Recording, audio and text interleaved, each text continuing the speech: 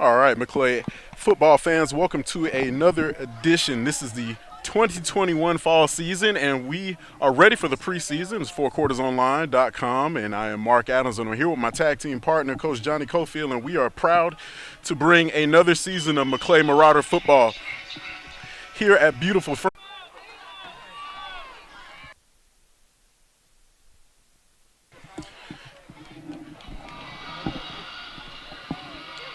And so, as we get ready to begin kickoff,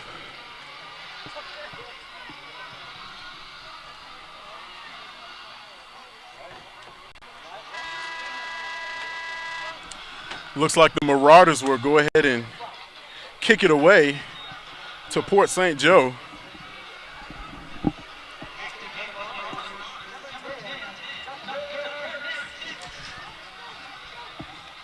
And that's Tucker Hicks, returning kicker,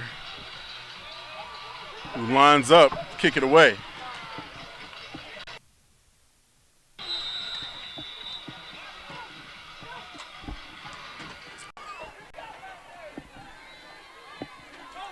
And it's going to be fielded, and the official looks like he's going to mark that one down.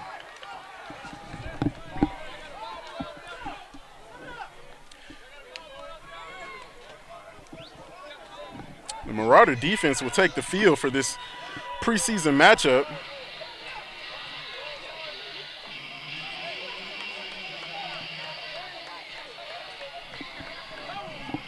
We got quite a few returners coming back from last season. Jeb Bashirs will help lead the defense along with Shelby Harrell and a host of others, Tucker Hicks, Hayden Hilliard, Ethan Hosapian. Had a chance to talk to a few of those guys at Media Day, and that's going to be a quick run up the middle by Port St. Joe, and he's got daylight, and I don't think any Marauders will catch up to him. And just like that, Port St. Joe.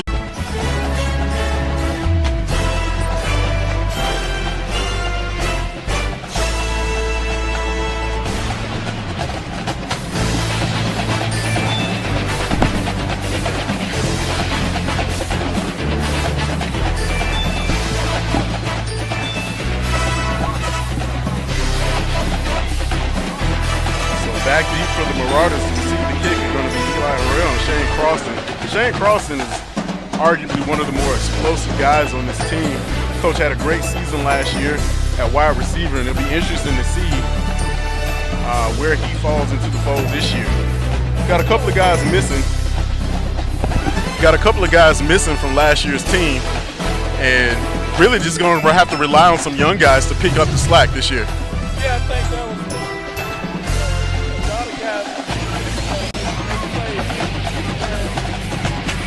they were concerned about passing him, and when they looked up and the big man just took off, it's tough. When you worry about a team that can pass, and also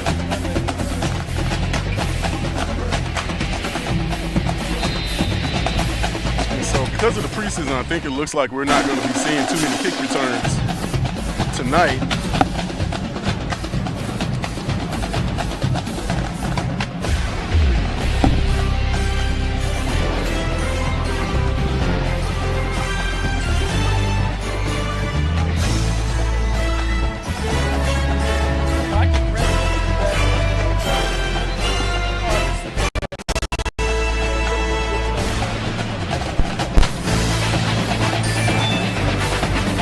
Yeah, absolutely. I think that there's just it's going to be some big shoes to fill from last season, but we'll see. And that's going to be a handoff up the middle.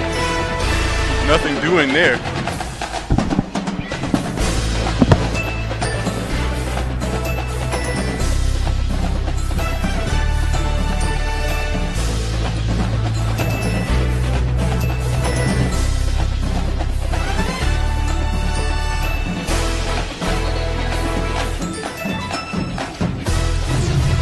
Has been a factor all summer long. It's been one of the hottest summers I think we've ever had in recent memory. Coach is definitely trying to do what they feel is necessary to keep kids safe. it was easily 90-something degrees earlier before kickoff. Temperatures dropped significantly.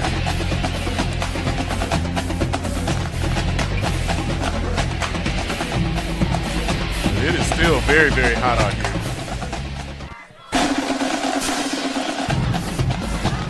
Yeah, weather was a little bit iffy. We had the tropical storm earlier this week. Really wasn't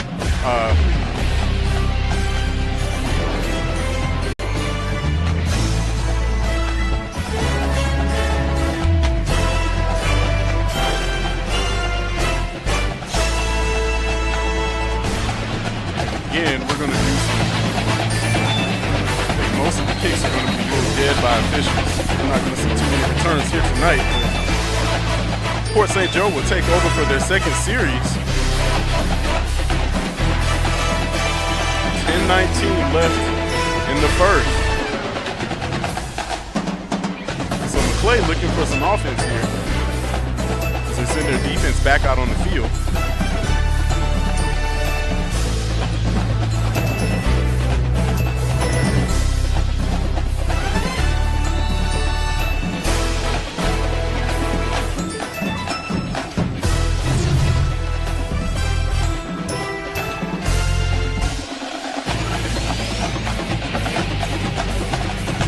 There's another end-around run, and he's going to break free again. And that was number 4. A surprise, I guess, watching the Port St. Joe run the football. They got a that was DJ Oliver. Close, 3,000 yards last year. He hadn't dropped back to pass one time.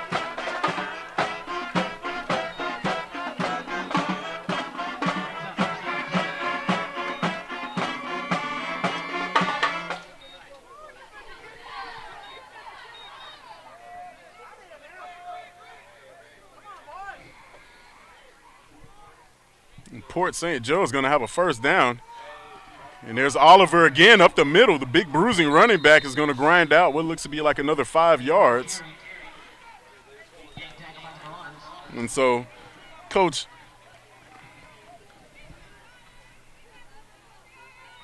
I'm sorry, that was Aiden Gaynor, excuse me.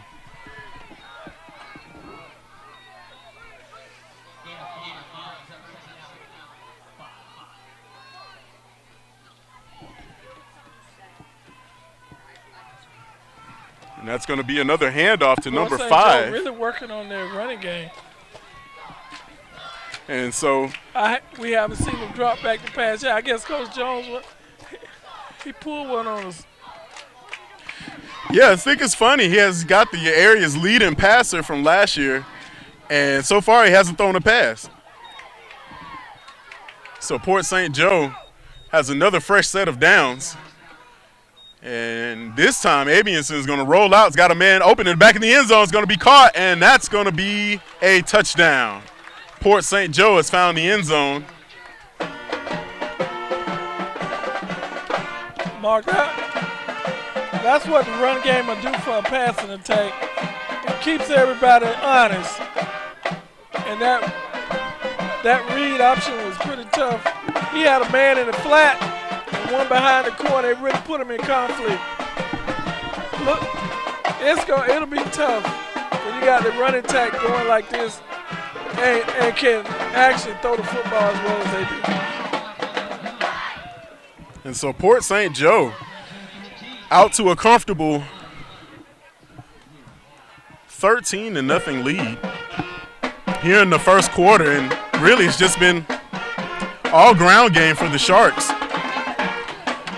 Up until the end of their last drive, Colin Abianson, the area's leading passer, hasn't really had a chance to show off his abilities just yet, but Port St. Joe is looking good here in the first quarter. 9:04 left to play.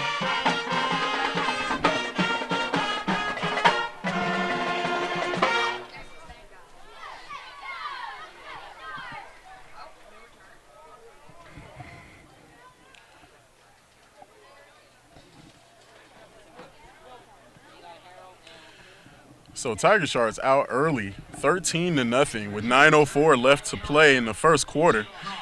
And Mark, that running attack has really been tough. yeah, absolutely. It keeps the defense on its toes. When they drop back to pass, everybody's up. Yeah, McClay really missing some of the defenders that they had last season, as a lot of young guys are going to be needed here this season to kind of fill in the holes. But still plenty of football left to play here. Port St. Joe lines up to kick it away again.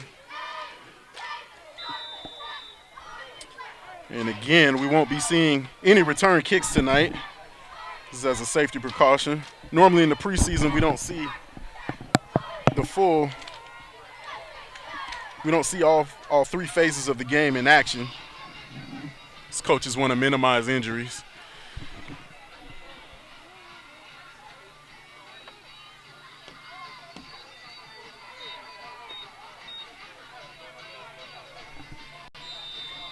And so McClay will take over for their second series. Grant from the shotgun trips down to the bottom of your screen.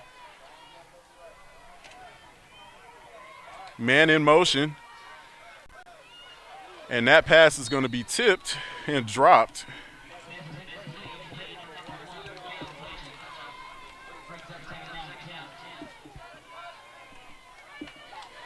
And that was Caleb Hutchin, the intended receiver. And Coach McClay just looks a little... They look like a bit out of sorts today.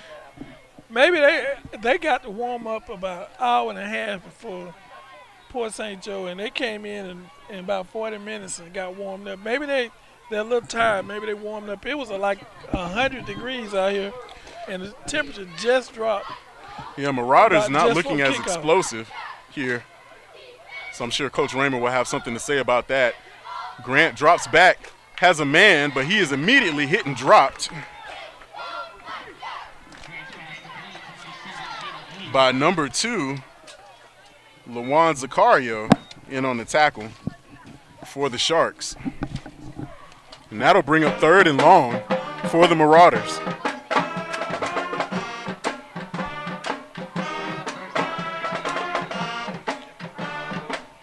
Third down and 13. Marauders have the ball on their own 27-yard line, and really, if you're Coach Raymer, you're trying to see if your team has any kind of life coming out here. And so far, Marauders have not shown any kind of spark on offense. So Grant drops back from the shotgun, has a man on the outside, and it's just going to be still very early in the game, but Port St. Joe is hyped up the. And so Port St. Joe will take over 1st and 10 from their own 45.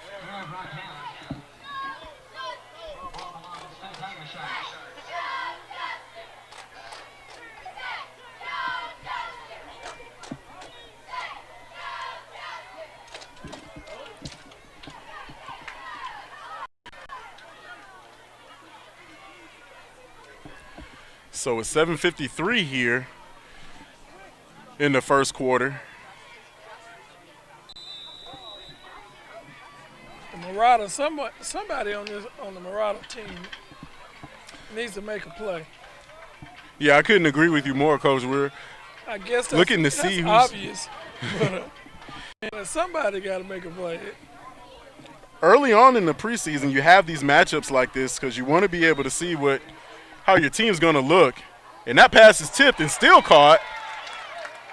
Number 5 for the Sharks, that was Nick Jefferson, who was Johnny on the spot and was able to pull that one in. Somebody, I think the linebacker stepped in the passing lane and tipped it. A lot of it usually is an interception when that kind of happens, but it fell right in one of the Sharks' hands. Tough break. The Marauders needed some help on this coming up on this series, not allowing them to score another time during this time, and it's very difficult when you get behind it. And I know it's just a preseason game. And that ball's going to be on the ground. There you go. And Sharks look like they jump on it before McClay can have an opportunity. That could have been a momentum changer for the Marauders.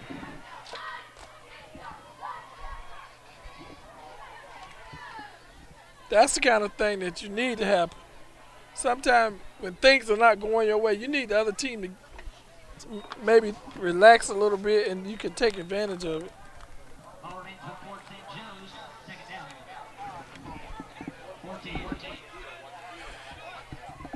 And so that's going to bring up 2nd and 14 for the Sharks. They've just crossed midfield, and that's going to be another handoff. Running back still on his feet, evading defenders everywhere, and he's finally brought down just inside the 10. DJ Oliver.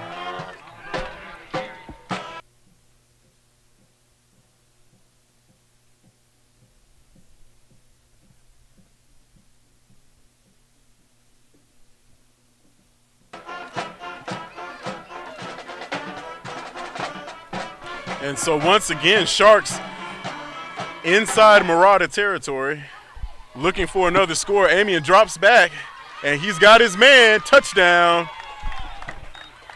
Port St. Joe.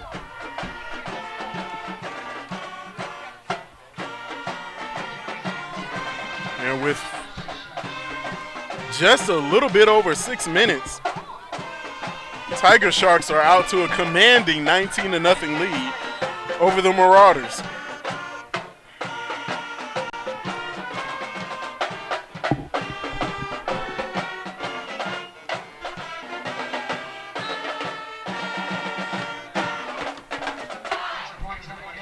Extra point is no good.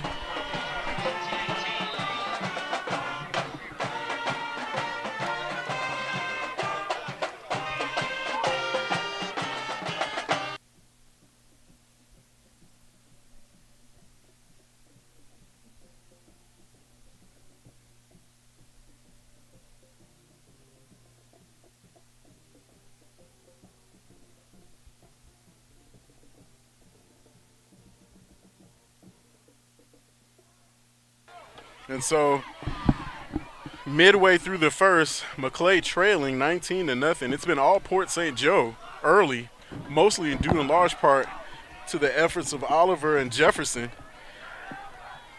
Amiason has thrown one touchdown pass, but really it's just been a Sharks ground game. Man, this is impressive. Coach Jones has really worked. I guess Port St. Joe want to do a little bit of things different now. They throw the ball all over the field, leading passer, and all we've seen is running tonight.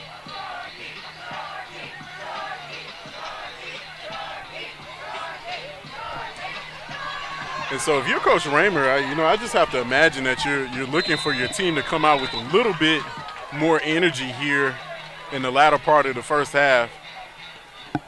Still early, as McClay will now take over for their third offensive series. And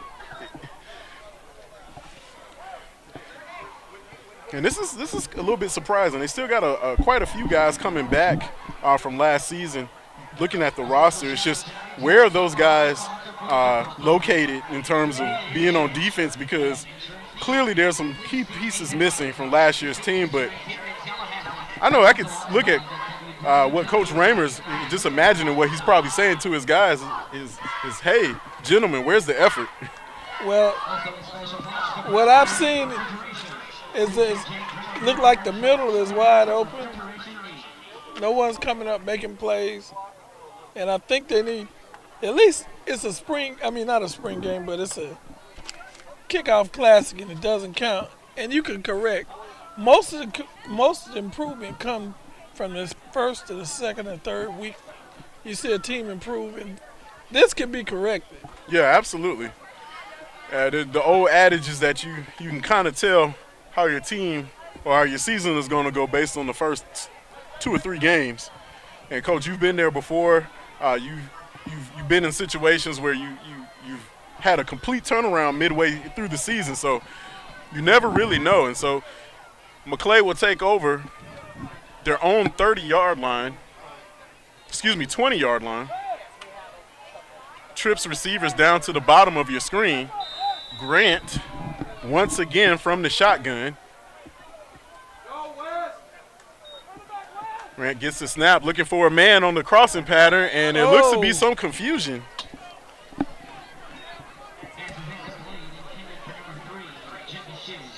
Bashir's kind of held up there for a minute. Not really sure if he and his quarterback were on the same page. When you throw that pass, you don't want to lead him. You want to stick it to him coming in because you're in traffic. You with the linebackers, strong safety. You got to put it right on him. You can't lead him in that area. And so that'll bring up 2nd down and 10. Grant once again from the shotgun is going to drop back, looking for a man to the outside. He hits the running back. Running back scampers up the sidelines, and he breaks free. And there's the offensive spark as he's still on his feet, trying to get more yards. That's what crossing. we're used to, Mark. With the offensive spark that was sorely needed for the McClay offense. Taking advantage of outside of the defense, trying to find that area where they can make a play, and I think they had a great play. You look at Coach set that up real well, and now you're deep in their territory, and let's see what happens. And that's going to be about a 55, 60-yard pickup for McClay as they now finally get into St. Joe territory. There's Grant once again, finding a receiver on the outside, looking for some running room, scampers for about 3 or 4 yards, and Marauders they're like they found in something business. that works, Mark.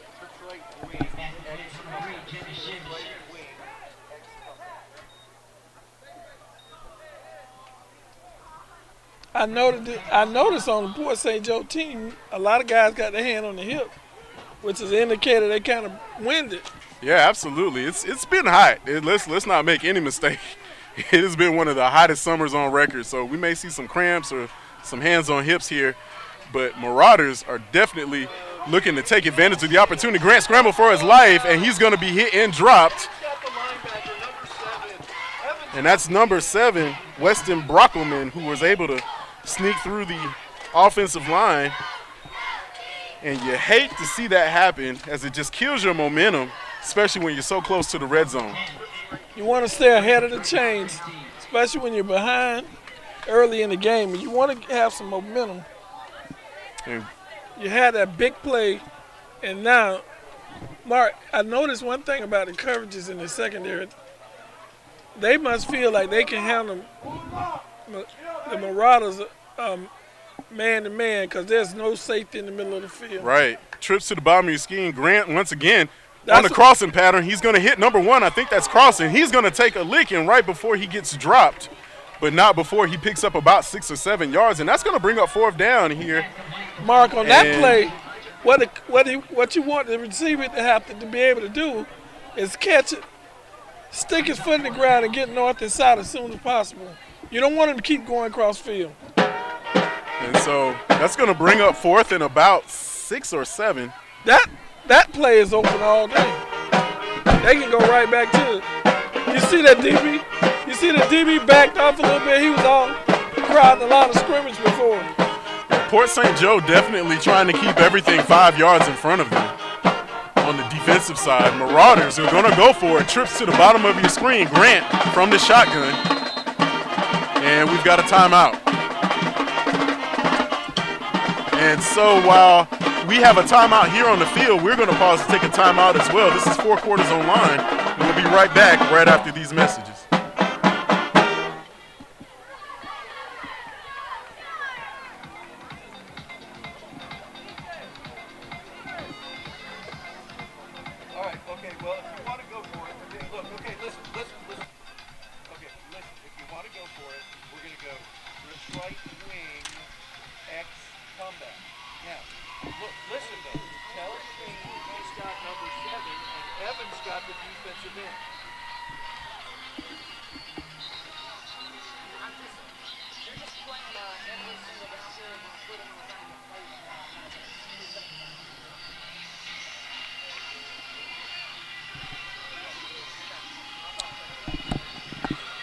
So we had a quick timeout to talk things over.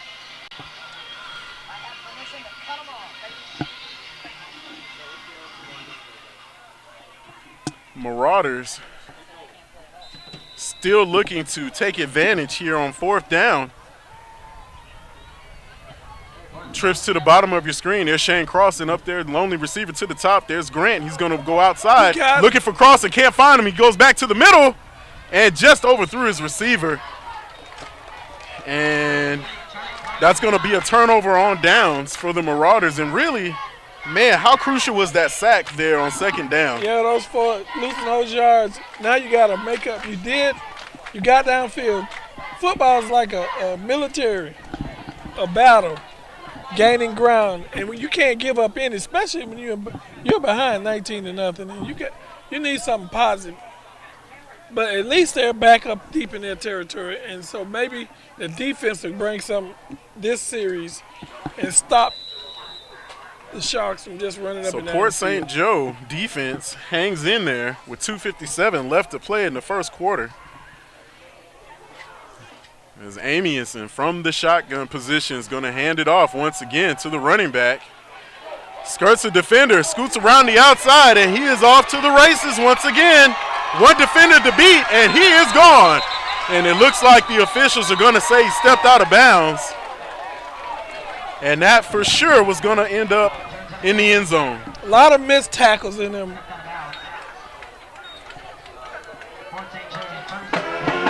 And that looked like P.J. Jones was going to be, he said, hey, guys, I want to get in on this scoring position too.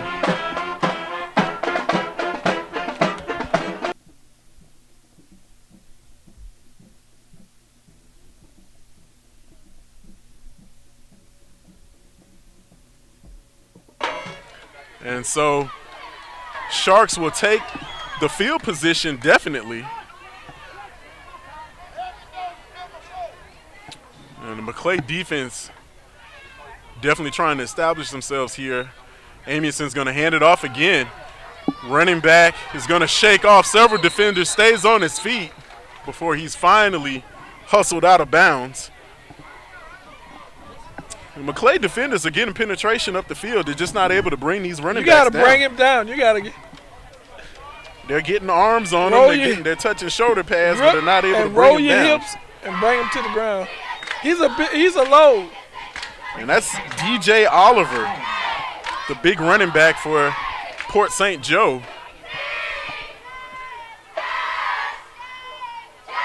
He's just had a field day in this first quarter. Man goes in motion. Amienson's going to drop back to pass, looking for a man over the middle and just overthrew him. And that pass was intended for number 2 for Port St. Joe, Lawan Zacario. And so this is the preseason, Coach. You've been through this several years. What are the kinds of things that you're looking for in the preseason? You want to see who you can depend on.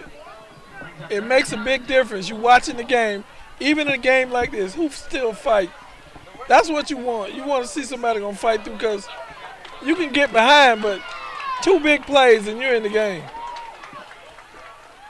So Amienson, once again from the shotgun, he's going to hand it off immediately to number 4. Oh, man. And he's still on his feet. Finally brought down. And that was DJ Oliver once again. And DJ is forcing the McClay defense to get their money's worth. Man, they're going to take everybody to come and bring him down. He's a load.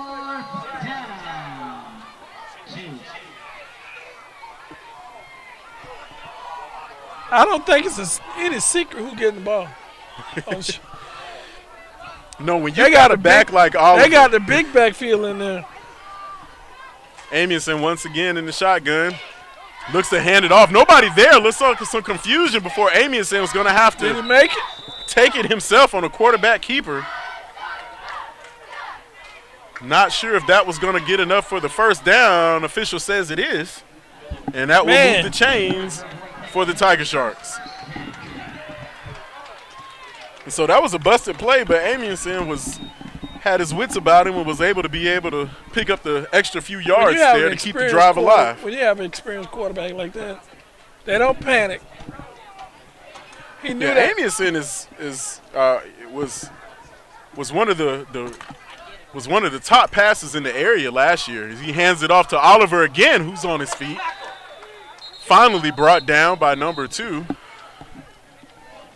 for the Marauders. I don't think it's any secret about who's going to get the football.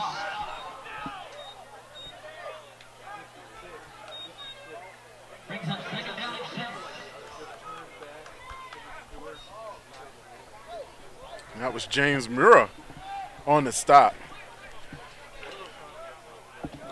And I think the Marauders are just looking for their defensive identity right now. Just trying to find out who's going to be in what position and who's going to step up. And, Coach, you talked about reliability. Who can you depend on? This game is about who you can depend on in a fight. And trips to the top of your screen. And it is a screen pass. Amundsen dumps it off to number 10, who's got plenty of running room and goes in the end zone untouched. That was Aiden Gaynor for the touchdown. And the Sharks are out front with a commanding 25-0 lead here. And it's still the first quarter.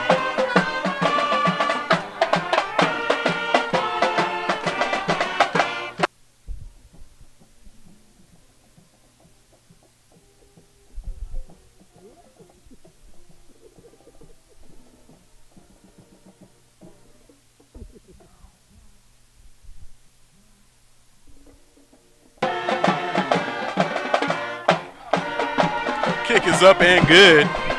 Tiger Sharks 26, Marauders nothing. We're still in the first quarter.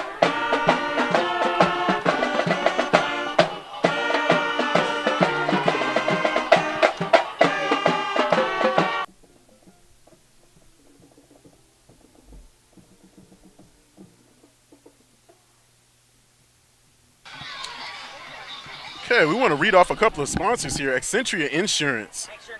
A special shout out tonight to a top Marauder sponsor for the football program, Accentria Insurance. If you have insurance needs, please see Nathan Marks at Accentria Insurance here in Tallahassee and also on the web at www.accentria.com. Accentria Insurance, proud sponsor of Marauder football here in 2021. And Coach, it's a preseason, and McClay still looking for an offensive identity and really a defensive identity as well. And, you know, we're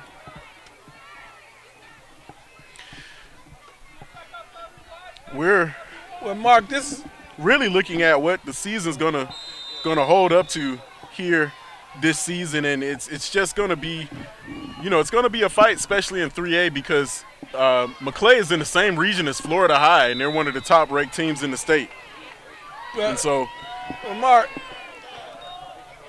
you hate to say it, but game really doesn't mean anything, but is a good parameter of finding out who you got, who can I depend on, what player. I'm looking now, we behind, who got the head down, who can I depend on, who's going to fight, and that's what I'm looking for, because in a football game, it's not about a fight, and if you can't find any guy to fight, any of these guys to do the things you need them to do, because you can correct, so a lot of these things are correct. Tackling is just want to. yeah, I think Coach Ramers definitely looked to ignite his team, generate that spark again.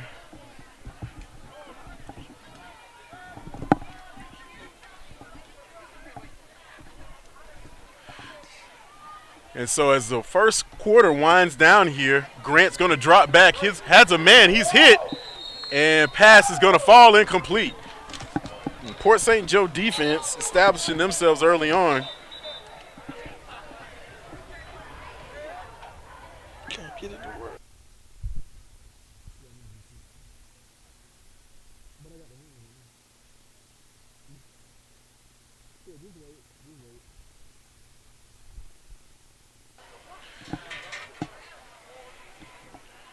So officials going to talk some things over here.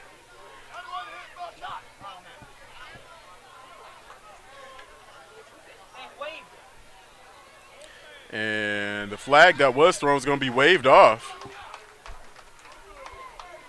Marauder faithful a little bit upset about that, but 29 seconds left in the first quarter.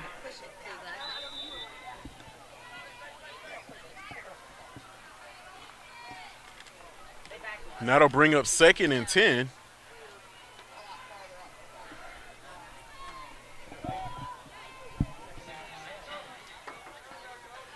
And Grant from the shotgun. Twin receivers either side of your screen. Takes the snap, going to drop back, looking for a man, and he's going to be dropped immediately. Ball's on the ground. It's going to be picked up by the Sharks. And Port St. Joe is going to get the turnover just before the end of the first quarter. Seconds to go in this quarter. Difficult start for the Marauders. Practice is going to be something else next week. Absolutely. I'm not sure what Coach Raymond's going to dial up for practice, but they're definitely going to try and get some things fixed. Mark, you got control over a lot of things. You control how your ball security. You control how tough you play. And you control on it. That's effort.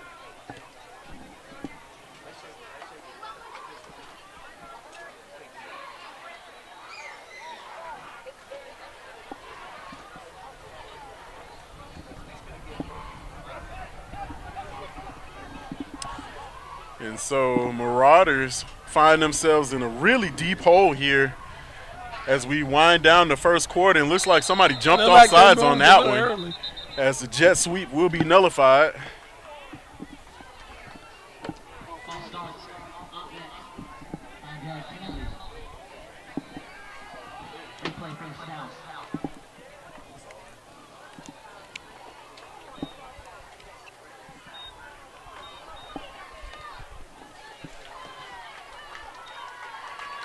And that will back up the Sharks here. 5 yards. But still within striking distance. And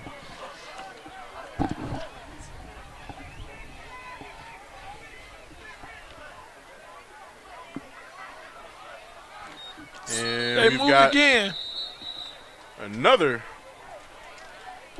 offsides penalty that will probably be assessed. And that's going to be a false start. Looked like a lineman jumped in it. Coach, you try to get everybody on the same page, and I know, especially I playing on offense, it can be frustrating, especially those first few games where you're trying to get into a rhythm and somebody not hearing the snap count correctly. They're too anxious.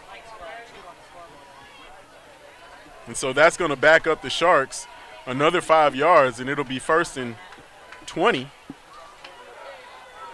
It's still 1st and goal technically. But the Sharks now on the Marauder 20-yard line. Man goes in motion again, fakes this handoff, throws it up, and that is a great That catch. is an amazing catch. I thought that was an interception. It was tipped by the defender. I think that was. He was there. Defender was all on top of him, and I was amazed that he was able to come up with that. Play. And that will give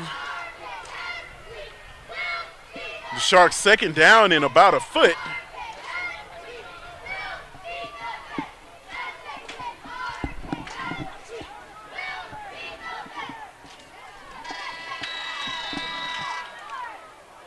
And that'll do it for the first quarter.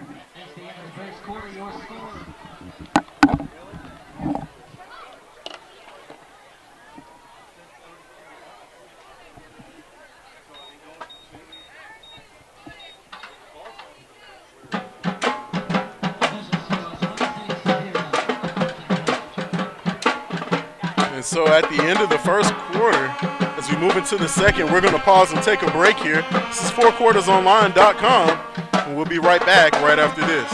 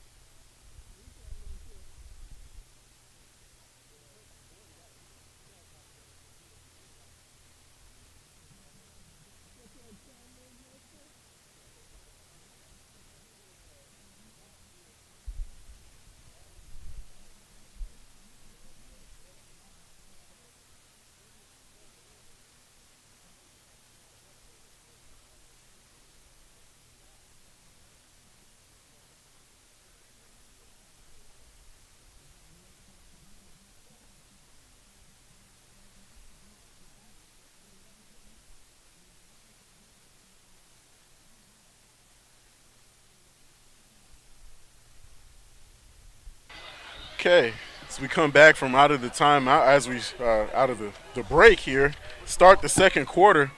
Port St. Joe knocking on the door once again.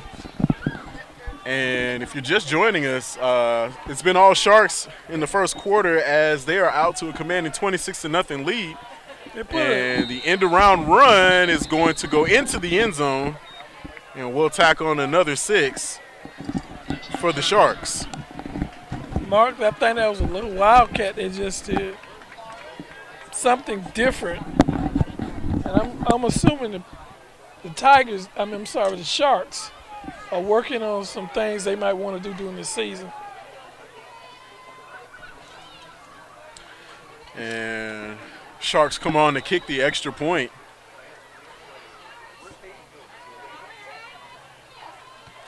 And that one's going to be blocked and will be no good.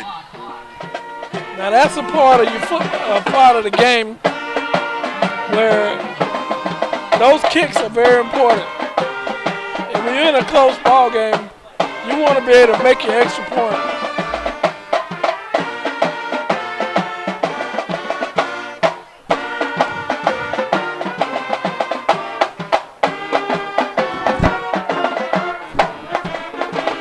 Mark, Coach Raymer's going to have to get these kids' heads up. Losing like this behind by 32-0. One score changed the whole attitude of your football team. Yeah, this was a little unexpected coming in for the preseason game. And, it's the preseason, but you definitely want to have a better showing than this. And I think Coach Raymer definitely will have his notebook will be full of ways to solve these problems that he's seeing here in the first quarter tonight. Mind you, this is a very good football team they're playing. They got a lot of players returning from last year. Their quarterback is returning. Yeah, this is a heck of a preseason draw for the Marauders. Port St. Joe playoff team from last season. They play in a very tough 1A North, and you won't find tougher teams in the state of Florida than you will in 1A. And really just when you look at the gauntlet that they went through in their schedule, they played a state champion, a state runner-up, and then a previous year state champion in a 3-game span.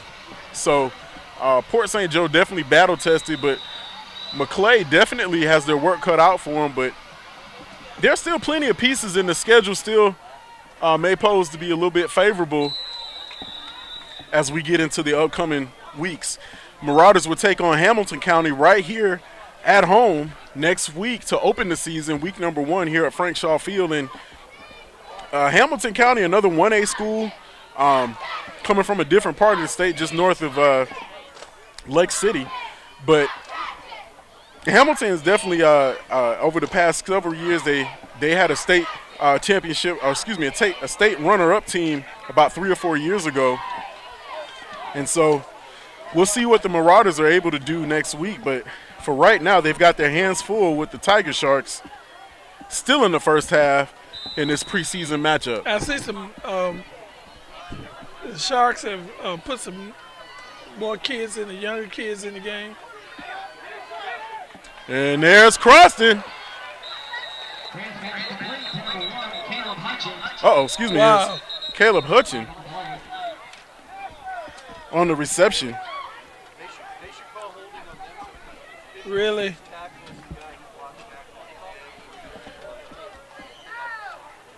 And that's going to, looks like there's some laundry on the field, and that may be negated, and it will. Man, and that's frustrating. I'm telling you. You got a positive play and you got a hold call. Caleb was able to haul that one in. Caleb Hutchin was able to haul that one in, and that just negates a very good chunk of yards that are now going to come back, and it'll now be 1st and 20. And so mental mistakes here in the first half have done just as much harm as the Tiger Sharks have. So swing pass is going to be caught. but not before the receiver can gain any yards. He'll pick up about maybe a yard or two. And that will bring up second down. You need something positive. Doesn't matter what the score is. You want positive things to happen. And when you're behind by this many points, you just want something positive. You want to show the kids. You want to have a reason when you leave this field today to show that you can do things. You want to be positive. You don't want anybody to have any doubt. Grant once again from the shotgun, two receivers either side, and he's flushed out of the pocket looking for a man, and that pass is going to fall incomplete once again.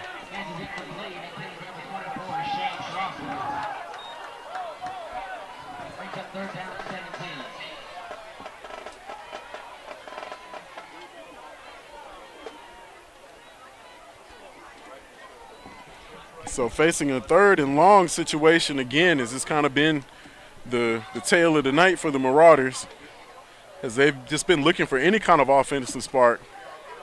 And they've got some good returners from last season, just not able to get on the same page with their quarterback so far tonight. Trips receivers to the top of your screen. Grant's going to roll out, finds a man on the edge.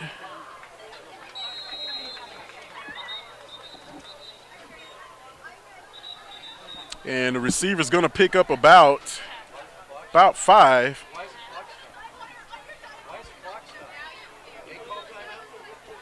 They're going to be well short of the first down. Very difficult. So Marauders facing a fourth down situation when they're deep in their own territory and still looking for that one positive play that'll lead to a score for the Marauders, and it just hasn't happened so far here in the first half. And we have to be reminded this is a preseason game. But I'm sure the coaches don't think of it just that you want to win everything. You don't want to, whether it's preseason, in-season, playoffs, it doesn't matter. You want to win. And that kick will sail out of bounds after just crossing midfield. And Port St. Joe will take over with fairly decent field position.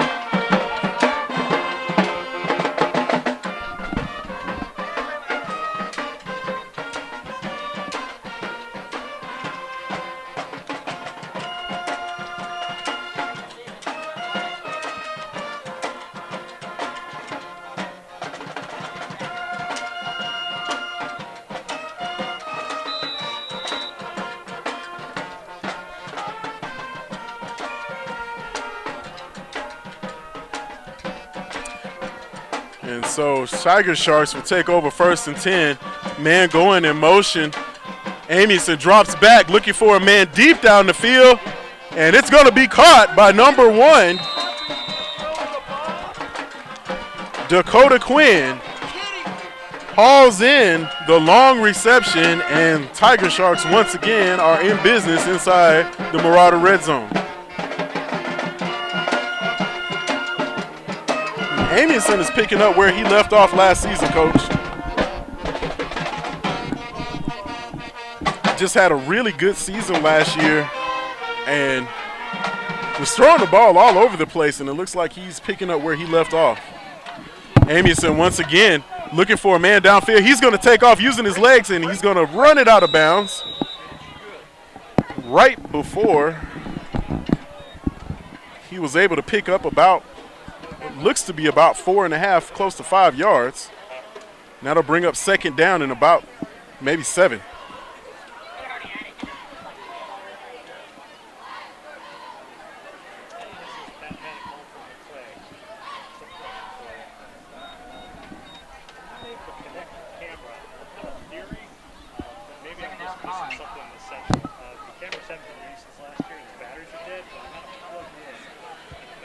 Tiger Sharks once again, twin receivers to the bottom of your screen. That's going to be a handoff to number 4, still on his feet.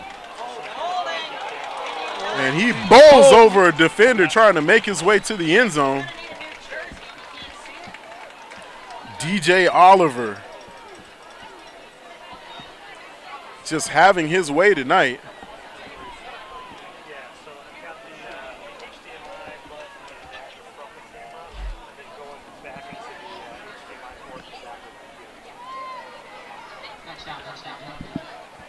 And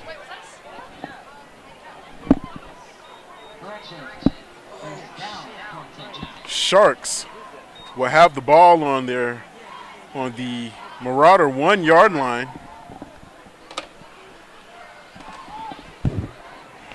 And Coach, this is definitely one of those drives that puts the game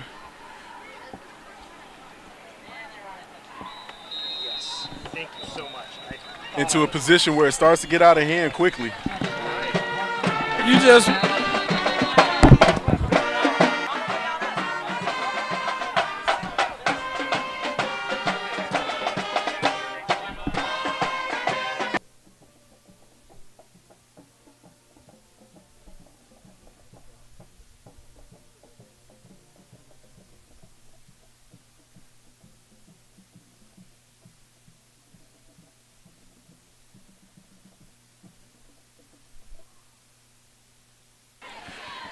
So the Sharks just had their way tonight with the Marauders, jumping out early and never looking back, and it's been their running game, surprisingly. And this is a throwing team, but you just chalk this game up. It don't count.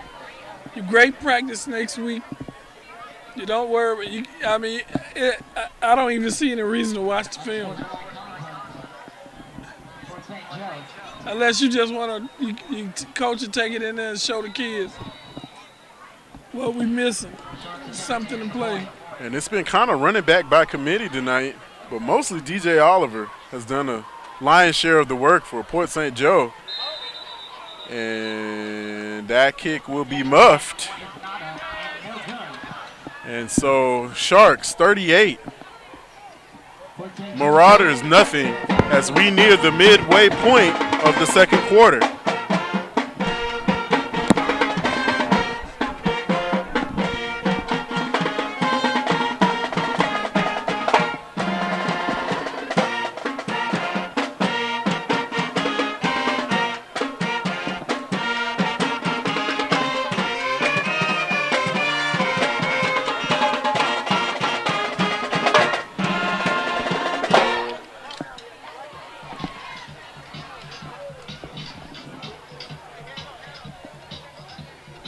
So while we've got a moment, we definitely want to shout out another Marauder sponsor tonight. We want to say a special thank you to Dr. Ronald Willis. Dr. Willis has been a longstanding sponsor of the McClay Marauder football program and McClay Athletics. As one of this year's top Marauder sponsors, we're excited to recognize him. Please see Dr. Willis, located here in Tallahassee, for your family dental needs. That's a big shout out to Dr. Ronald Willis and his dental practice as being a top Marauder here for the McClay football program and McClay Athletics. And so as we get down to the midway point of the second quarter, Coach, how do you strategize going into next week's practice if you're Coach Ramers? What kinds of things are you looking for from your kids? What kind of response? Well, your kids know they didn't bring their A game.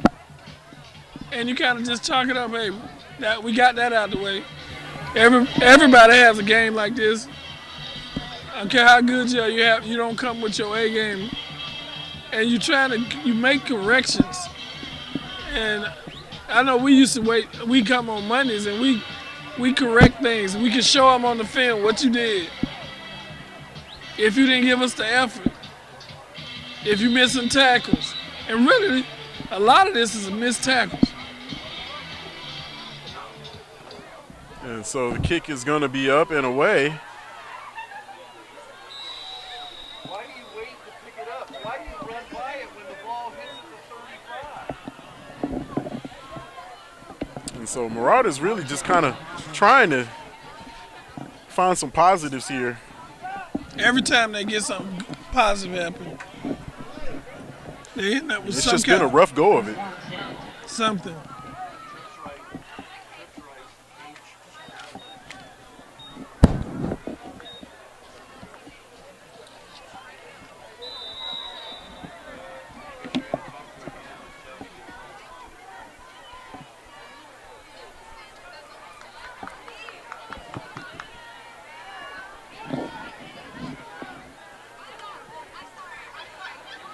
And so we'll have trips to the top of your screen. Grant once again from the shotgun.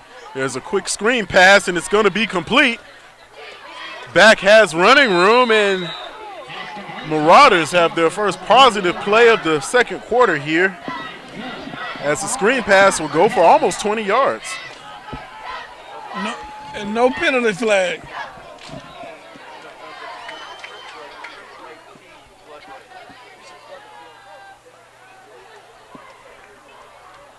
So once again, Marauder offensive line definitely taking on the challenge here tonight, trying to protect their quarterback. And once again, trips to the top of your screen. Grant from the shotgun is going to roll out. Looking for a man downfield, and that's another completed pass. And that will be a pickup of about 16, as the Marauders have got something going here with 2 positive plays in a row. That's what you want in a game like this. You want to be you want things to happen positive. Something to hang your hat on for next week. And really, you just want to get your quarterback into a rhythm. You want him to be comfortable. You want your offensive unit to feel like that they can run these plays and pick up yards. So we'll have twin receivers either side of your screen, one running back. Quarterback Grant is once again in the shotgun. Man coming in motion. Grant drops back, hits his receiver. Receiver sakes of a defender, picks up a couple of yards. And that will bring up second down and about 8. Mark, that corner did not bail. He stayed there.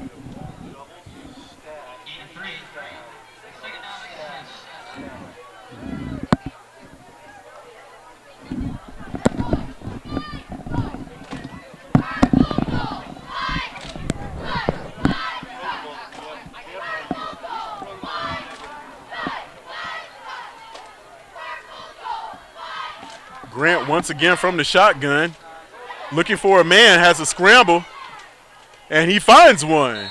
And that'll be very close to a first down. Looks like he's going to have it.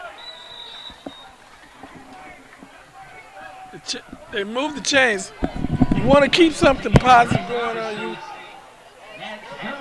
What is this, a water break? And that's Oberste, who came back and found his quarterback, noticing he was scrambling, was able to get open enough, pick up the first down. And so McClay here is now cooking with their best offensive series of the night. Mark, with a lot of times the fans probably disappointed, but the coach is trying to establish something with the team, because every year each team is different. And you want to find out these kids will continue to play hard. And if you can do that, that's all you can ask as a coach.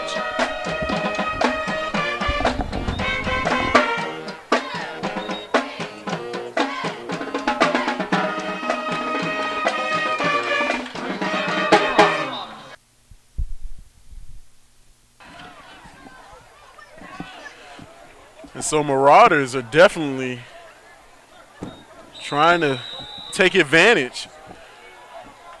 Moving the ball across field. Now resting on the Port St. Joe 32-yard line. Grant once again looking for a man downfield, and he's got one. That was Hutchin on the reception.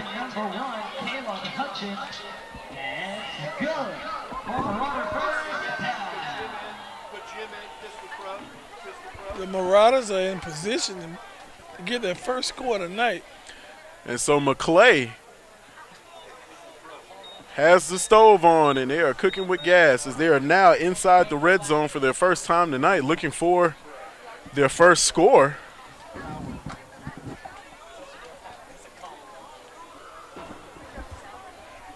And Grant and company have been able to move the chains here consistently here for the first time all evening, as we are 5 minutes and 44 seconds left in the half.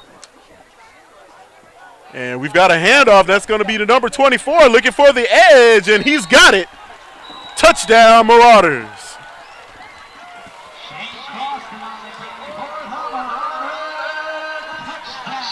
Shane Croston. You want to put some points on the misdirection caught the Sharks flat-footed, and Croston took it in from 7 yards out for the score.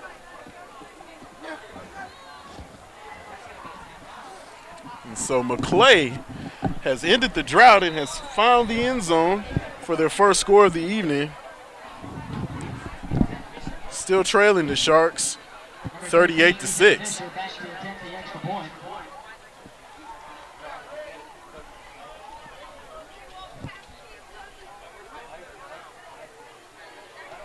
Kick is up, and it is good.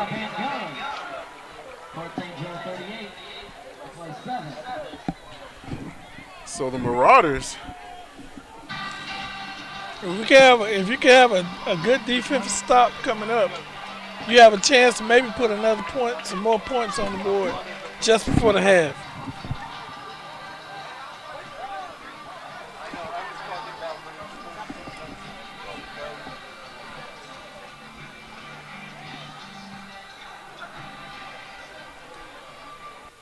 And so as we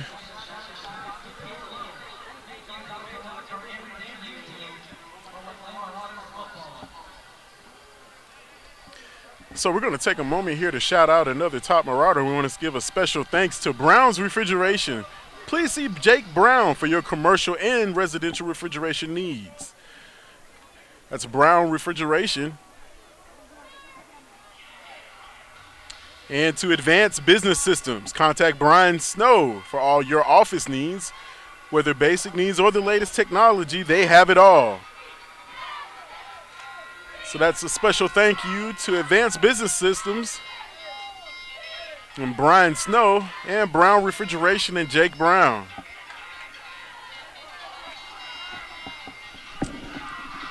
And so Marauders put together their best looking offensive series of the night as they march down the field.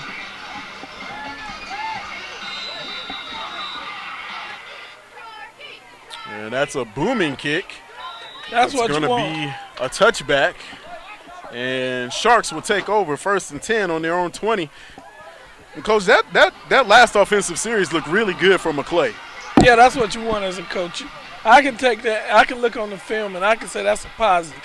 Our guys, we're behind by a lot of points, and now we put something together. We didn't quit. We put a little fight up.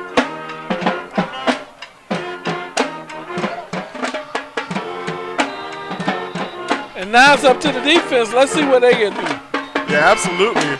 Now that you see that your offense can generate enough protection for your quarterback, receivers and running backs on the same page, realizing that they can move the ball, you're looking for your defensive unit to step up here and create another stop. So Amundsen checks out, and we've got a new quarterback in. And that's number 2, and we've got some laundry on the field as Lawan Zaccaro will be dropped before he can pick up any positive yards for the Sharks.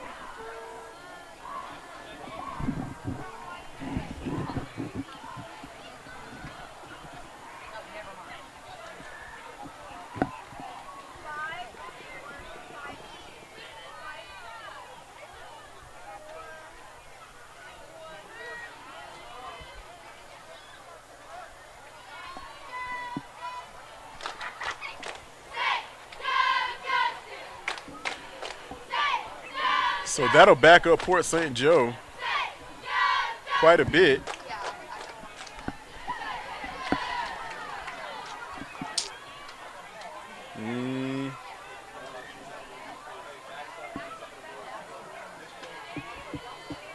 Looks like it was waived. Still 1st and 10 from their own 20. Quarterback looking for a man outside. That's Oliver, who's going to be hit and popped. Good tackle. First time I seen one man bring that guy down all day. Bashirs in on the tackle. It's third And down. Marauders have woken up here in the second quarter.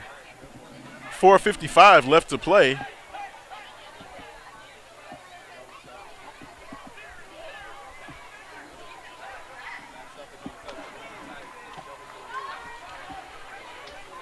Third and 9 for the Sharks. Pass thrown over the middle, and it's going to fall incomplete.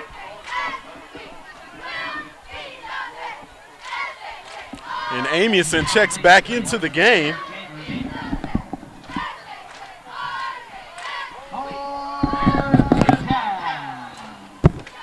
So Port St. Joe now facing a fourth down, what looks to be a punting situation.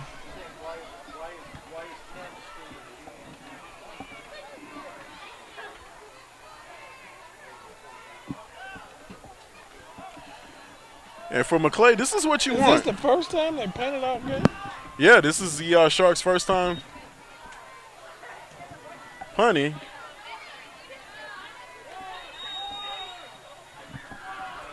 And Marauders will take over 1st and 10 on their own with really good field position on their own 45. Yeah, a lot of time left in the game. And maybe they could put some more points on the board.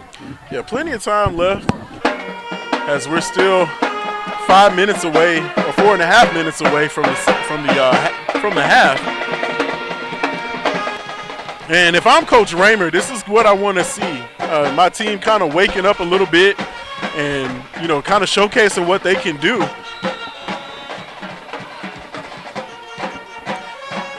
And this year the Marauders are a little undersized on the offensive line, but they still got plenty of weapons coming back from last year.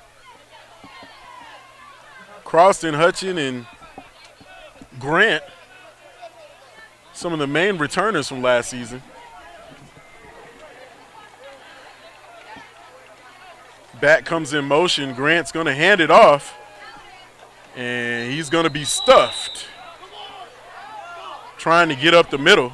They took out and put some of the starters back in on defense. I don't think that Coach Jones liked the idea that they gave up a touchdown with the young kids, and they got their starters back in there, linebacker. And for no gain, and that'll bring up 2nd down and 10 for the Marauders.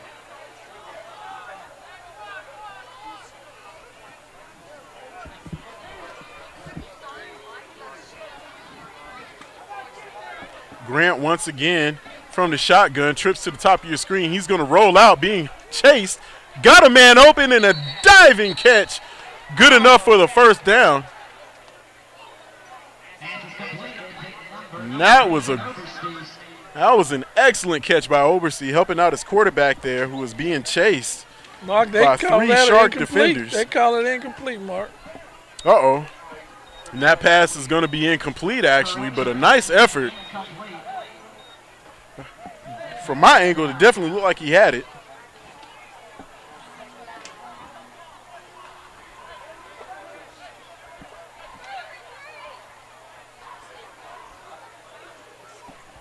I'm looking for something here on this. Think, Caleb. And so 3rd and 10, Marauders still on their own 45. From the shotgun, Grant looking back. He's got a man. It is complete. They And a continue nice to match throwing up catch. one-on-one. Caleb Hutchin hauls in. He did 30-yard a nice pass. swim move and release 35-yard pass, and got actually. behind the DB. No safety in the middle of the field. Nice route running by Caleb Hutchin. Got the drop on the Port St. Mark, Joe that's a defender. simple- Just that's hauled in real a beautiful simple. pass. You take one step and release the football. You don't have to worry about your protection. And you got one-on-one out here with your best receiver. And they back again. He's still one-on-one. They have no safety over the top. I think he'll go back to it. So once again, Grant rolling to the outside, looking for a receiver. He's going to be hammered. And we'll see what the flag is on that one. That might be Spear on the Sharks. We'll see what the call is.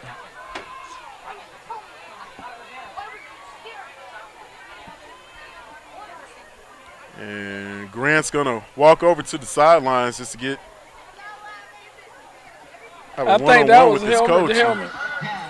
And that'll be an automatic first down. I think that was helmet to helmet. And so safety issues, definitely. You don't want to lead with the crown of your helmet, and I think Port St. Joe just a little too aggressive in on that one, picking up the sack, but it will result in a first down for McClay. And Marauders will try to take advantage here with 2:45 left in the first half. Caleb Wider.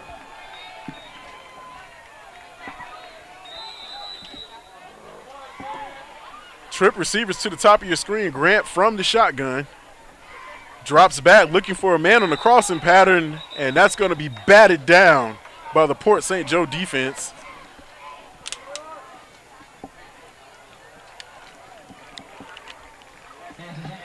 Grant's back in. Sharks making every effort to get penetration and get to the backfield, and it is working so far. They're putting a lot of pressure on the quarterback, and they figure they can beat you, get to your quarterback before you can throw the ball and get rid of the football. Yeah, Port And St. it's Joe man to definitely man. trying to. I'm looking for another play out here. Trips to the top of your screen. Man It's coming in one-on-one. motion. That linebacker's coming. Great play. Great move by Hutchin, and play. he's going to walk into the end zone after shaking They the set defender. that mark. They did a very good job. That corner was worried about getting beat, and he backed up. And the stop route, he wasn't in position to make a great play call. They can take advantage of this all day And that's a matchup that you want to see. because they're taking that linebacker strong safety on the weak side and bringing him inside to blitz the quarterback in it. You're not going to have any time to throw anything, a five-step drop. You're going to have to do one step and release. And the receiver is good enough to get away with. He can take advantage of it. That corner cannot handle him. And the kick is up and on its way, and it is good. And McClay tacks on two quick scores here in the second quarter to cut into the Port St. Joe lead. Sharks still on top, 38-14. With 2.5 minutes to go until the half. Hey, maybe the defense can hold again and get another touchdown.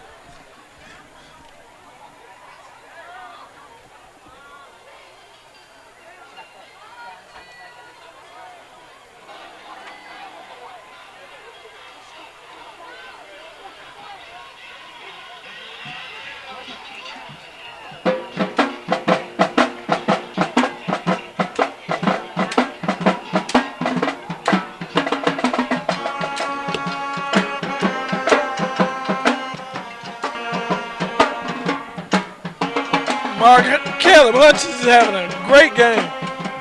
Although they're behind, Port St. Joe has no answer. They cannot continue to play that kind of defense against him. He'll score all night long.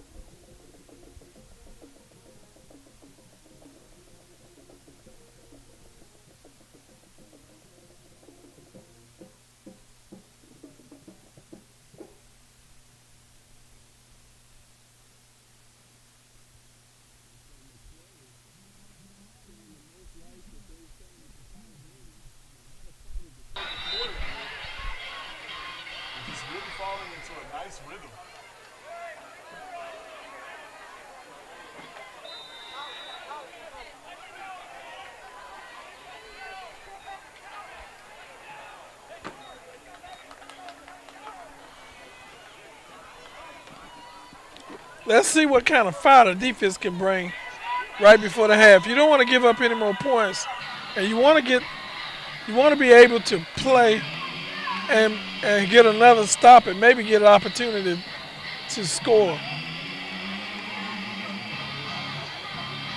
I guess Coach Jones wasn't too happy. He put Anderson back in the game. They put the starters back in. So Port St. Joe, Amundsen back in the game looking for a man downfield.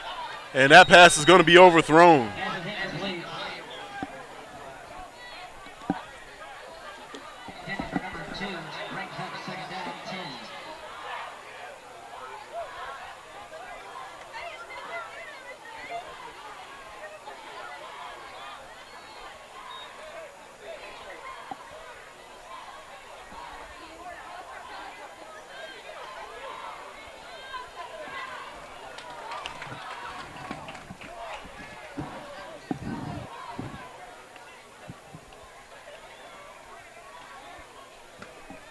And so this will bring up 2nd down and 10 for the Sharks.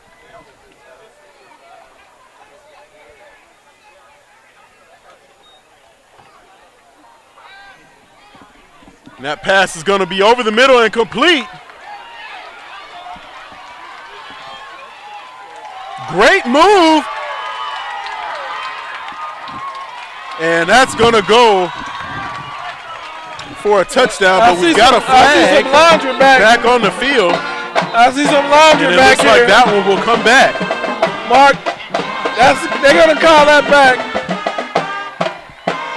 Holding on the Sharks.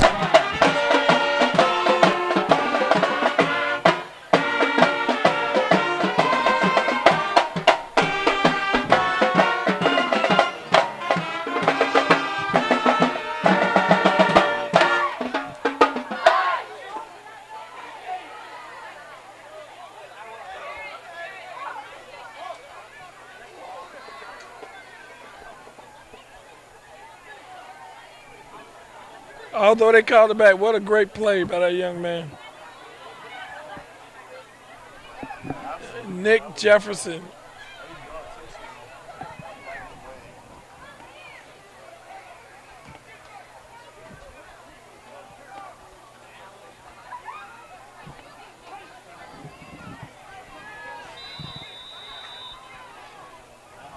First down, 20.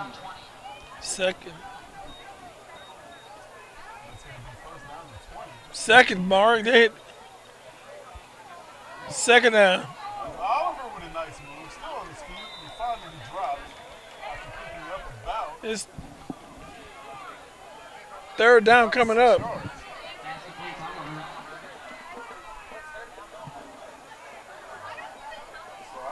That was not first down, it was 2nd down.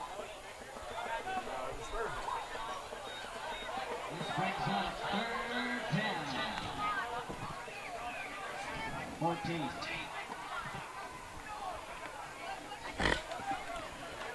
And so Amundsen drops back, rolls out of the pocket, still looking for a man downfield, and that looks like it's going to be incomplete. Intended receiver was DJ Oliver.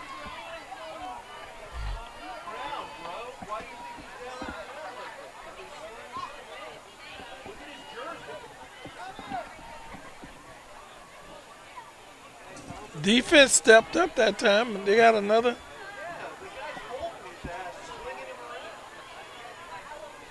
You're talking about 4th down coming up, and Sharks are back deep in their territory.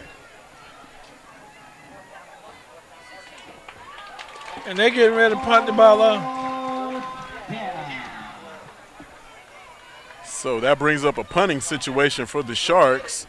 McClay defense does what they need to do to stifle the St. Joe offense. And Marauders will be able to take another shot here with a minute left in the half.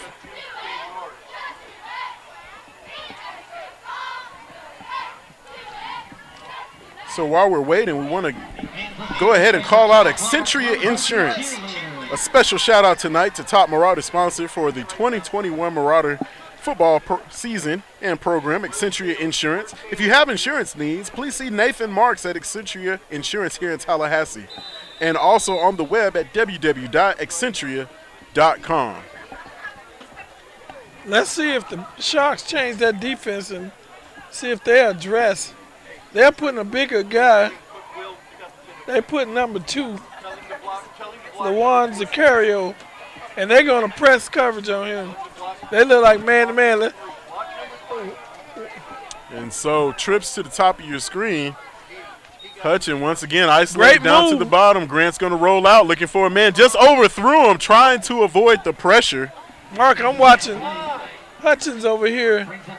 Caleb Hutchins. He put a move on 2. 2 couldn't get his hands on. And they're going to have a difficult time. You got to go with – I don't think they really have anyone to match up with him at corner. Yeah, I definitely agree. He's been out there on an island by himself. Has done an exceptional job creating space and separation between the defender, and it showed on the last series. He's doing a great job of getting his releases.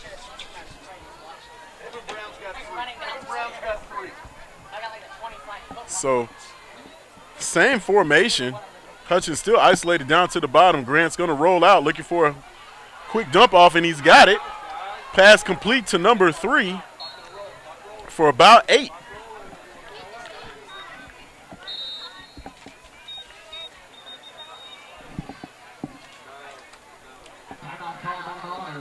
And that's going to be a timeout called by the Marauders.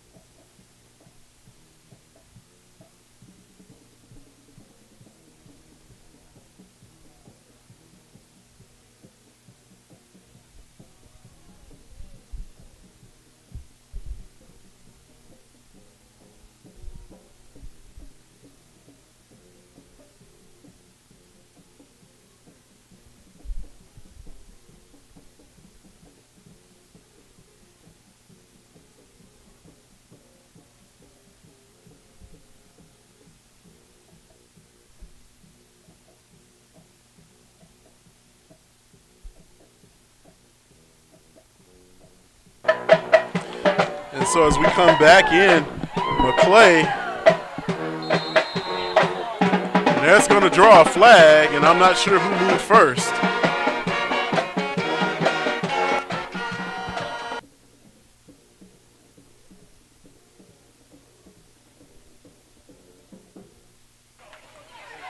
And it looks like the Marauders jumped first, and that's going to move them back. So with just under a minute, 50 seconds left,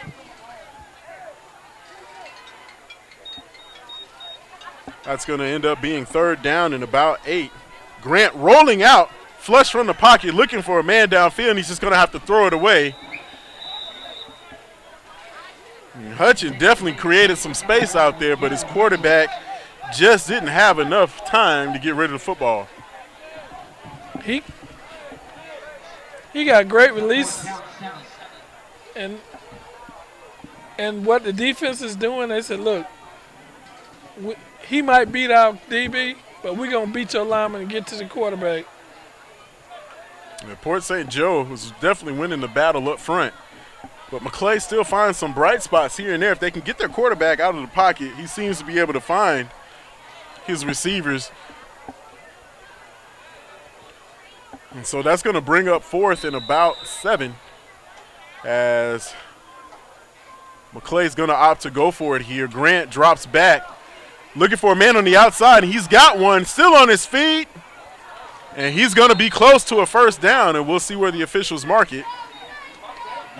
And that's going to be good enough to move the chains. Marauders picking up the 1st down. And again, Grant using his legs to find space. hit the open receiver, pick up the first down. You got to be careful with that. He didn't catch the ball. He batted it down. Some officials might call that a fumble. Fans, be sure to be ready at halftime for a special performance by the Marauder Dance Company and by our McClay Varsity Cheerleaders.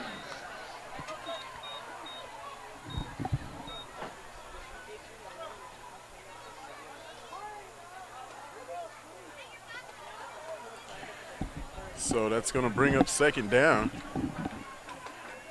and 10. Ball on the St. Joe 40. Grant flush from the pocket again. Still finds the open receiver. He's scampering still on his feet. South. Trying to find some room there, but not before he picks up about 8 or 9 yards there. Going to be very close to a first down, and it is. Oberste weaving his way through the Sharks defense to pick up the first down. Ball on the St. Joe 28. 10 seconds to go. And smartly,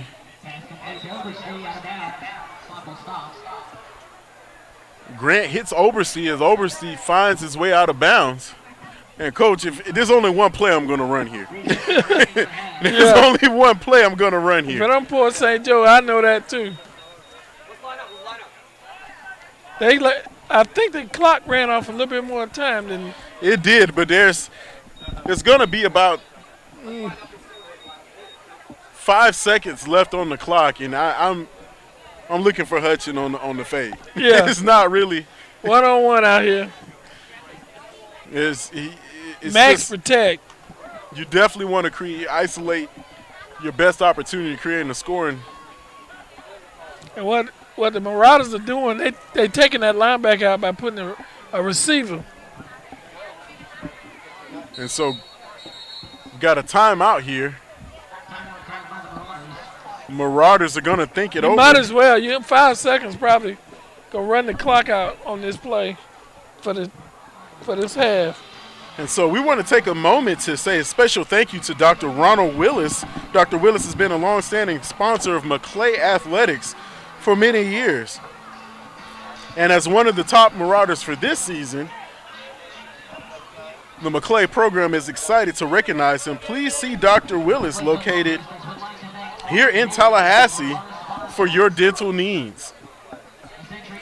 Once again, that's Dr. Ronald Willis and his family dentistry.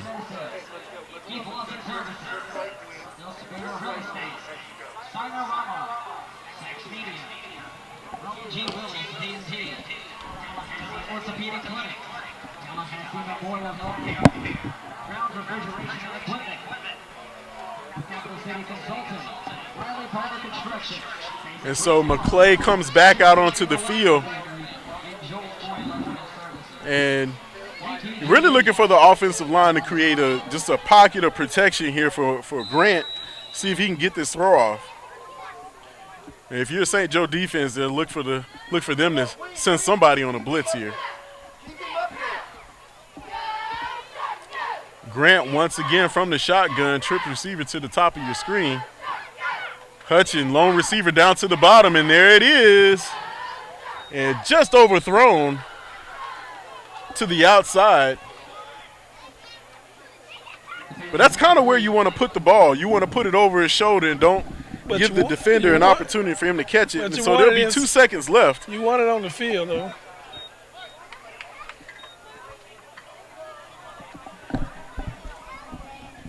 They're going to send some guys over there. He got 2 guys watching him. Look for the middle of the field be wide open. Okay, they're going to kick it. So field goal unit comes on to try. Tucker Hicks is going to see if he can attempt a 39-yarder here. On its way, and it's going to be good. Hicks.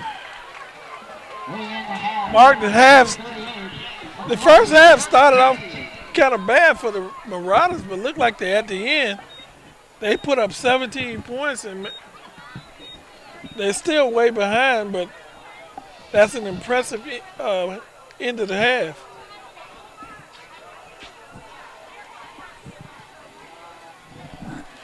And this is, you take your positives where you can. Definitely not the opening that they wanted here in the first half, but McClay showed signs of life. Definitely moving towards the midway through the second quarter.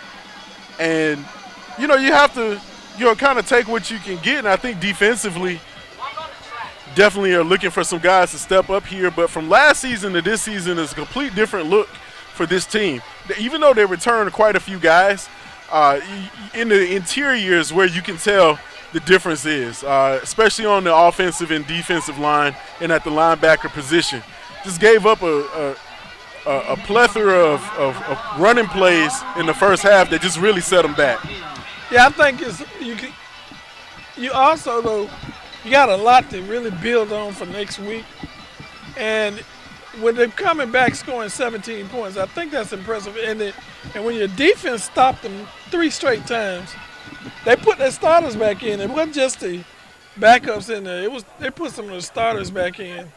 And I think that's something you can build on for next week. And it looked real. And if they can continue that in the second half, man, they got a lot to be happy about. Yeah, absolutely. So as we're here at the half, we definitely want to give a special shout out to Brown's Refrigeration and Advanced Business Systems for being proud supporters of the Marauder football program. Please see Jake Brown for your commercial and residential refrigeration needs, and contact Brian Snow for your office needs at ABS Advanced Business Systems. So, Coach, it's the half. And we'll see what McClay comes out with, and we'll kind of see if they're able to keep some of this momentum going. So we're hoping everybody will join us for the second half. This is McClay Marauder football all season long here on fourquartersonline.com.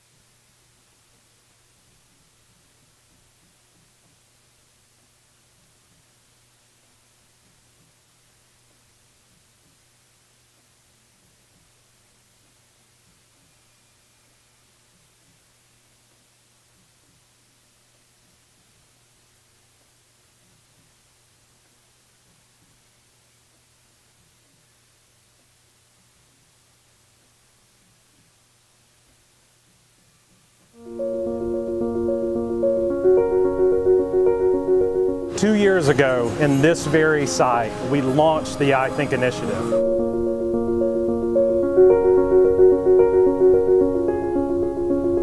Two years later, we stand here in the new Beck Family Innovation Center coming out of the ground, going into the chemistry lab with the Beck Family Research Center behind us. This movement, this attitude of the I Think initiative has been amazing for our students because we're trying to honor our mission to make sure that we're helping our students reach their fullest extent by honoring the interests that each one of them have. There is no set curriculum, so the teachers can teach how they want to teach kids, and I think that's really helpful. I mean, I've heard from other schools, from other students, it's a very different learning experience for them. They don't have as much hands-on things as we do. We really get a good learning experience here. It's different, it's creative, it's outside of the box. That undercurrent that the I Think initiative has been able to give us has pushed us forward. $7 million later, we have a wonderful Beck Family Research Center, and we're in the middle of construction for the Beck Family Innovation Center, which gives a lab space to the business and entrepreneurship concentration, new spaces, cutting edge technology for all of the core sciences. And then Langford Hall is going to be a wonderful gathering place that's also convertible for recitals and things where students are able to exhibit the things that they're really passionate about. One of the unique things about McClay is that we are a pre-K through 12 school. So as we think about the work that we do with students, we're able to know what the outcome is and then drive that all the way back to a 3-year-old's experience.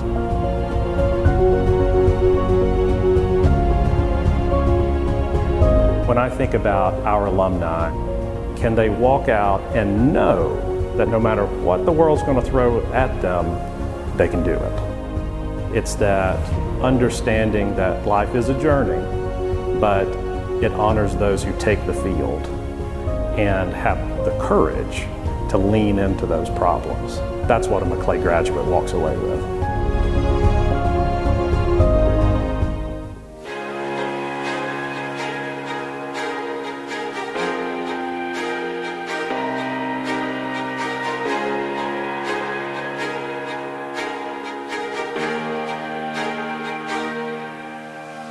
I think I can. I think I can. I think I can. I did. I did. I did. I did too. I did. I did. I did. I did too. I did. I did. We did too.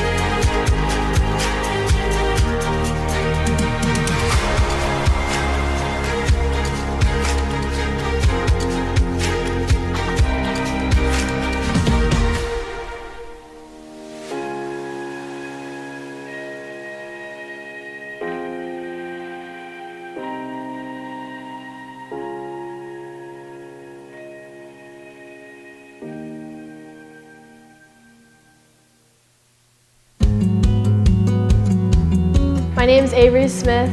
I came to McClay in 2016, came in as a freshman, and I moved from a different school. I ran cross country my freshman and sophomore year, and then I ran track all 3 years and plan to run this year as well. And then I played soccer all 4 years. And then the clubs I've been a part of, I've been a part of Student Council, Anchor Club, Red Cross Club, and then Dance Marathon is my big organization that I'm a part of. Miracle Network Dance Marathon is a movement benefiting Children's Miracle Network Hospitals, an organization that raises funds and awareness for over 170 pediatric hospitals across North America. My freshman year, I signed up 2 days before, and I went that Saturday, and I immediately just fell in love with it.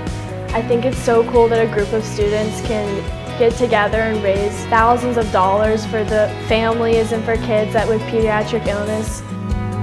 I just know so many families that go to McClay and that are in the Taz community that are affected by Dance Marathon. So I think it's really important that we try to push all throughout the year and we get as much as the student body involved as we can.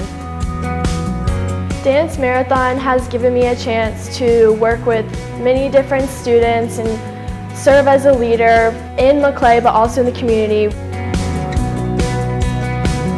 I have been taking the business concentration classes because that's what I'm leaning towards majoring in college. So I have been able to take personal finance, risk and reward, and then this year I'm taking a directed independent study that's called marketing communications. So I've been able to see all the different bits and pieces that fall under that business branch, and so I kind of get a feel for what I want to focus on in college next year. I tend to thrive on a very busy schedule, so when I have to balance academics and social and athletics and all of that, I know when it gets tough, it's preparing me for my life after McClay this year, and I feel very prepared going into college. I'm Avery and I'm determined.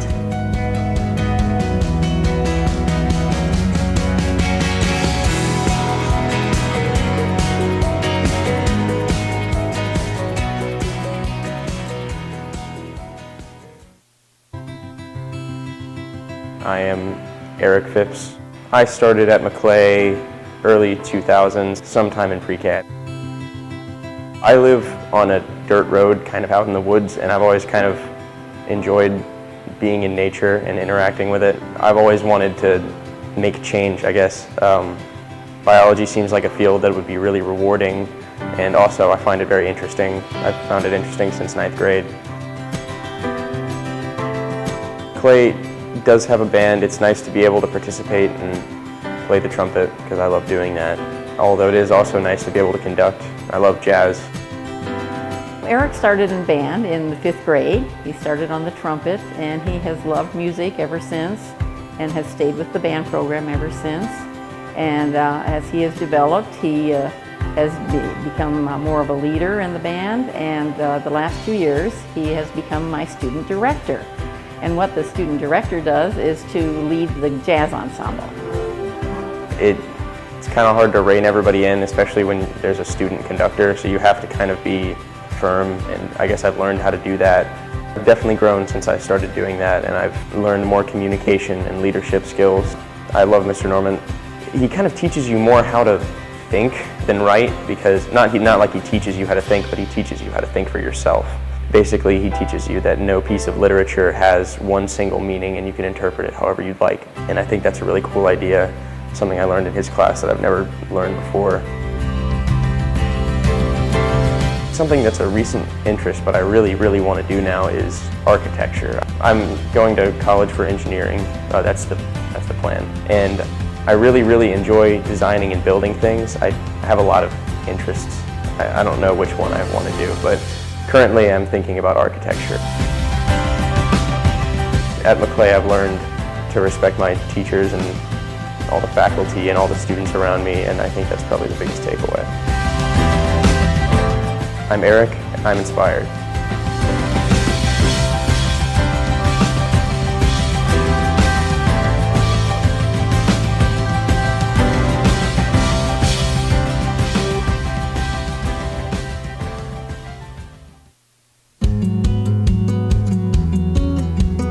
My name is Hannah Jose. I've been at McClay since the 9th grade. Instantly, when I came into McClay, I was connected with teachers, mentors, peers that helped me have one of the smoothest transitions. I found a notebook on my teacher's desk at Holy Comforter, and it said Student Astronaut Challenge. And instantly I was like, what is that? And she explained it to me, and she said, hey, if you want to create a team, we need 5 people by tomorrow.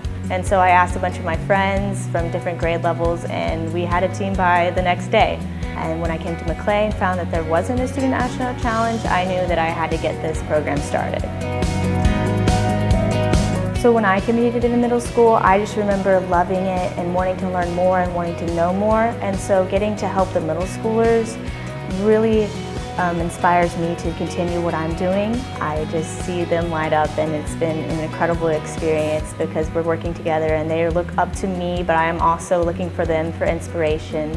So throughout my years, I have a particular love for biology, and in sophomore year I took my biology class, but unfortunately that's the only biology class. I wanted to be more specific. I wanted to guide my learning into one directed path, and so this year I've been able to create a class called Biomedical Science, and so I have been able to research different diseases from Alzheimer's to Parkinson's to MS. I'm a very active student.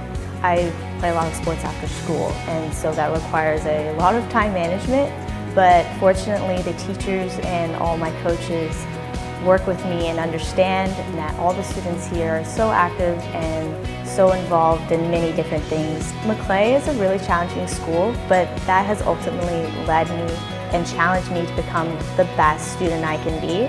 And it also has challenged me to be involved in so many activities, so I have been able to find my interests and my passions through all the opportunities McClay has provided. I'm Hannah, and I'm determined.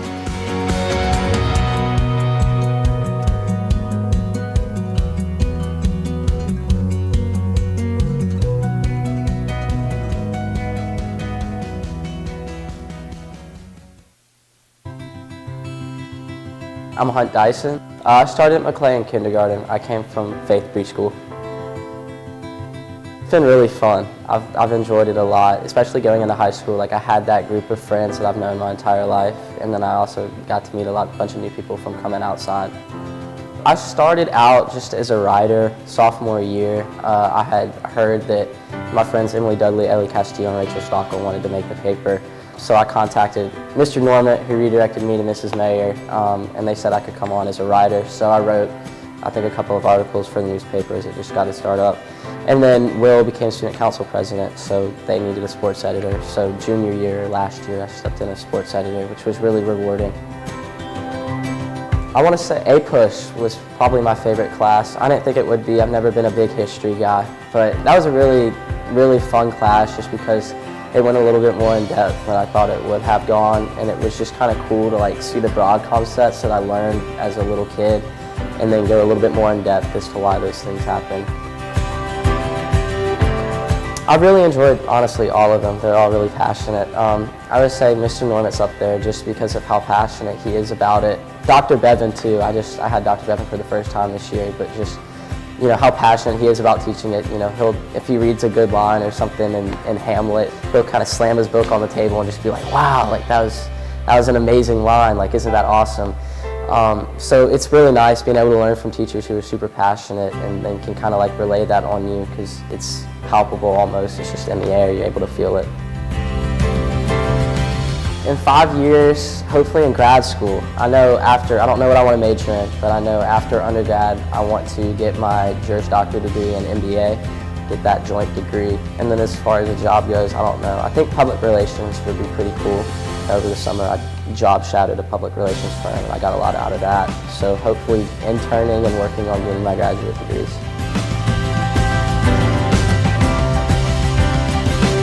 I'm Hunt, and I'm unstoppable.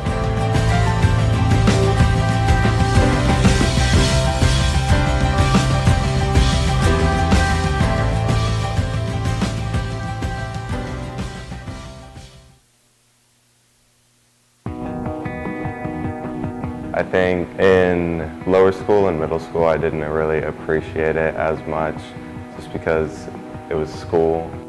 Sophomore year is when I really started to grow and learn that this is your future and everybody here wants to help you. I was a baseball player until my sophomore year. I got tendonitis in my shoulder during the first game of the season, and I was also running track at that time, and I said, well, why don't I focus on running track and just getting better at that, and if I recover, I'll recover and I can go back to playing baseball, but let me try to be the best I can be while I'm running track. Fell in love with track, fell in love with cross country, and ever since then, it's just been running. Everybody here wants to help you. Like I said, I didn't understand that until sophomore year. That's when I realized I need to start doing my work. I recommended Jay because not only is he one of the best runners in North Florida, South Georgia, but he knew that he needed to strengthen his schedule in order to be more competitive getting into colleges. He couldn't get in just based on his running, get into the college he wanted to get into. So he beefed up his schedule. In college, I want to study anatomy and physiology or sports physiology. Don't know which one yet, but they kind of go together, so that helps. Future plans, I see myself running in college. Med school, some type of sports science, something around that field. That just keeps me in the loop of sports when I'm not actually doing sports anymore. So after the running career is over, you know, I can still be around sports because I love it. I'm Jay, and I'm inspired.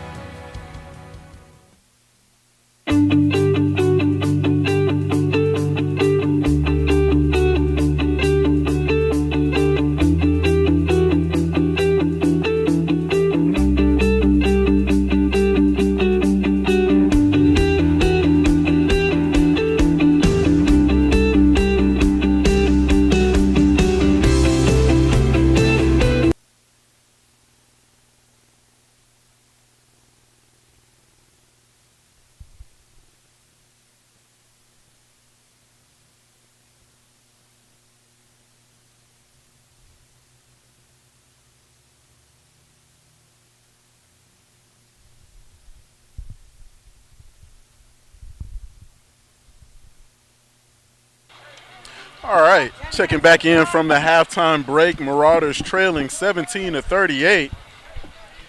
And it has been all Sharks in the first half.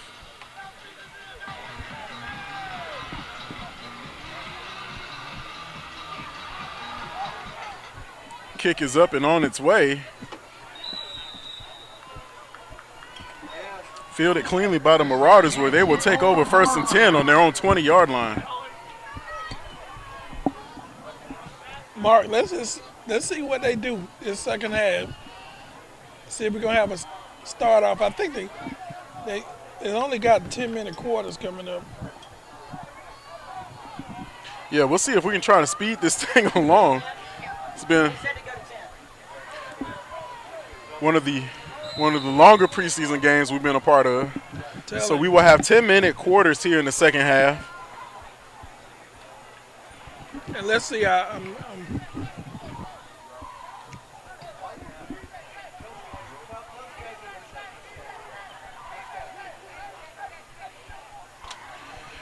And so the Marauders taking over on their own 20-yard line. Grant, with twin receivers to either side,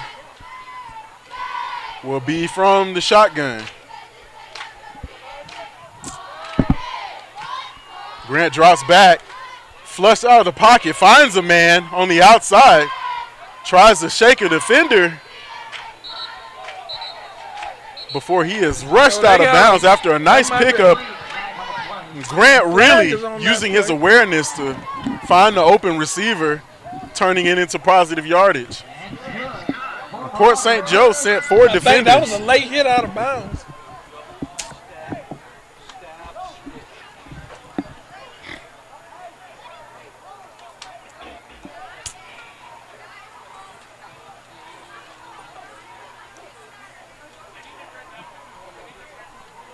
That's a 15-yard penalty. And the Marauders are in business again. The late hit penalty out of bounds will move the chains forward a little bit for McClay, and that will put them across midfield into Port St. Joe territory. Grant once again with twin receivers to either side, operating from the shotgun.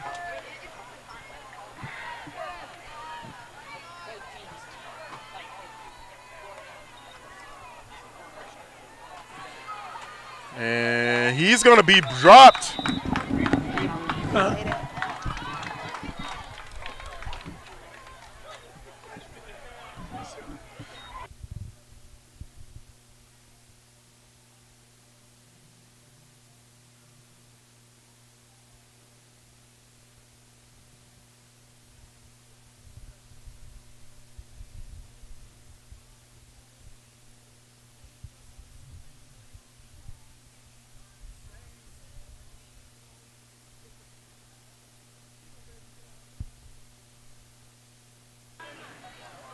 And as second down comes up, Grant once again from the shotgun, drops back.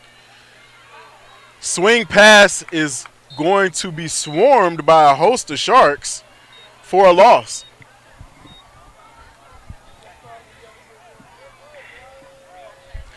And McClay moving backwards here, as that will bring up third down and about 14.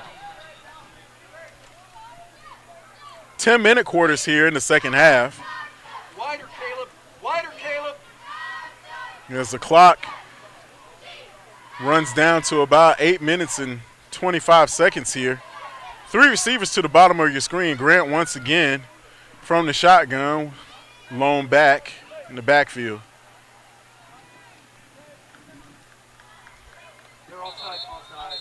And penalty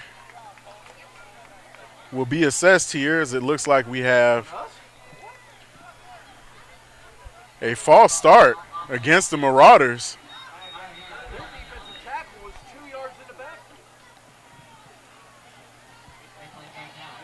And that will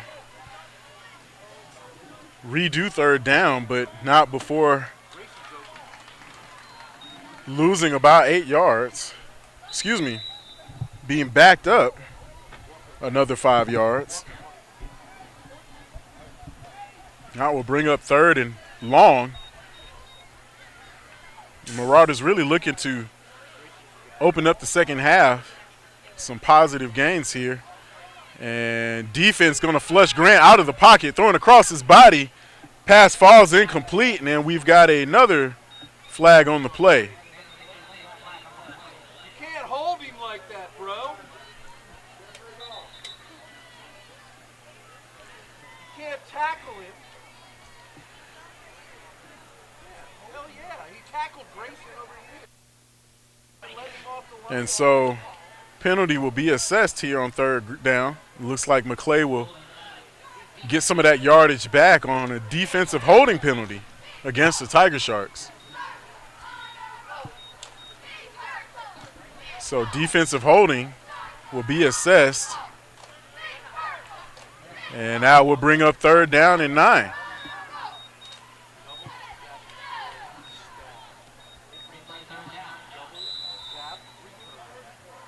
So we'll do third down for the third time.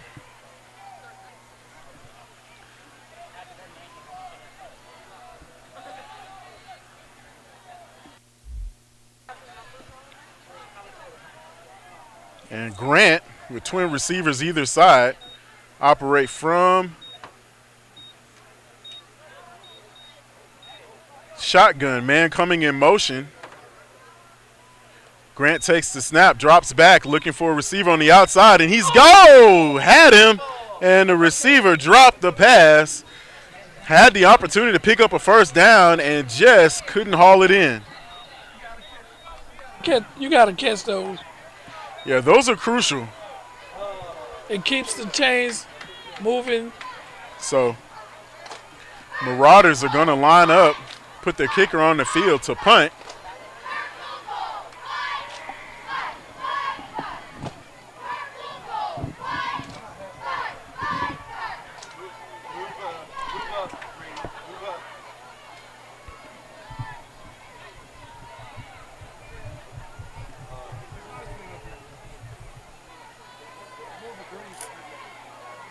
And so as the Marauders line up to punt, clock trickles down to 7 minutes.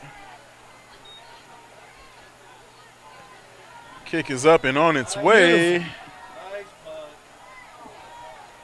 And will be fielded at the 10-yard line of Port St. Joe. And that's where the Sharks will go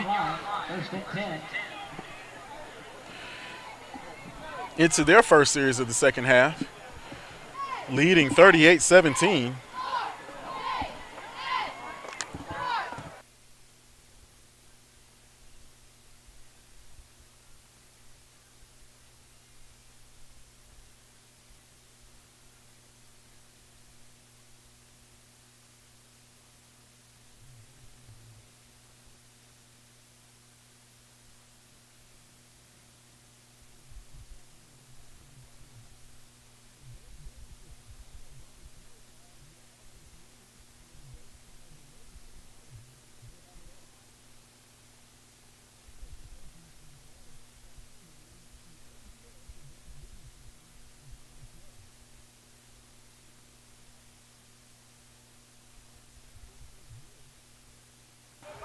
Port St. Joe will take over on their own 10-yard line. And that's Oliver running free.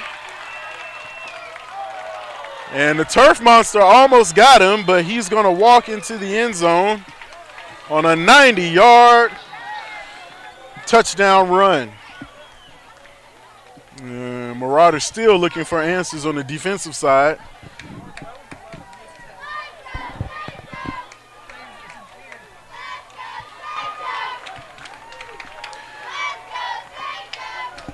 So Coach Raymer definitely frustrated with the missed tackles. It'll be interesting to see what they are able to work on going into week number 1. Next week, Marauders take on Hamilton County. First game of the season. And this preseason matchup has revealed a lot. McClay definitely can move the ball if you get Grant out in space, but defensively, McClay definitely still looking for Port St. Joe, for some consistency. Defensively, figure they can match up with the athletics players and play man-to-man and blitzing. They weren't concerned about it. They figure they can get to the quarterback without getting hurt in the secondary, and it's been very effective. Offensively, they're doing what they want to do.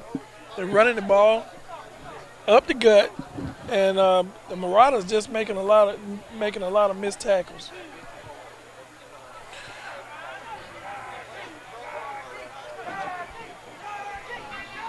And so DJ Oliver's had himself quite a night here. Too bad this game, the stats don't count when you're playing a preseason game. Probably be one of his better games of the year.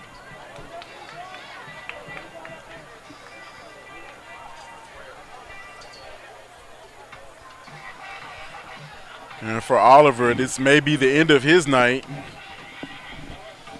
We'll see if he comes back into the game.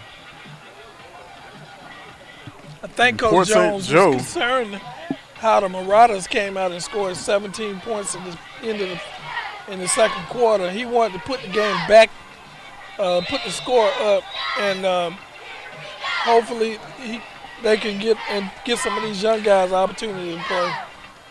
Absolutely. The opportunities are there for McClay. I think they're just needing to take advantage of them, especially. But the game just seems a little bit longer when you give up runs like that on the defensive side. It's consistency. Doing it the right way most of the time, because nobody's going to do it right all the time. And I think that if you talk to Coach Raymer, he would probably tell you the defense got to do a better job, and the offense just got to be consistent. They got a lot of they did a lot of good things so far in the game. They just got to continue to do that, work on the things that they can do. But this Port St. Joe team has a lot of speed and a lot of size, and I think they kind of overmatched the Marauders. They're one of the better 1A schools that you'll see. Yeah, absolutely, especially in the trenches.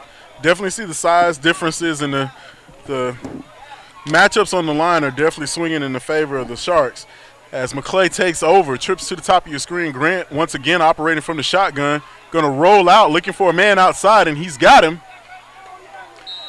Right before he's hit and drop, looks to be about a 5 or 6 yard gain.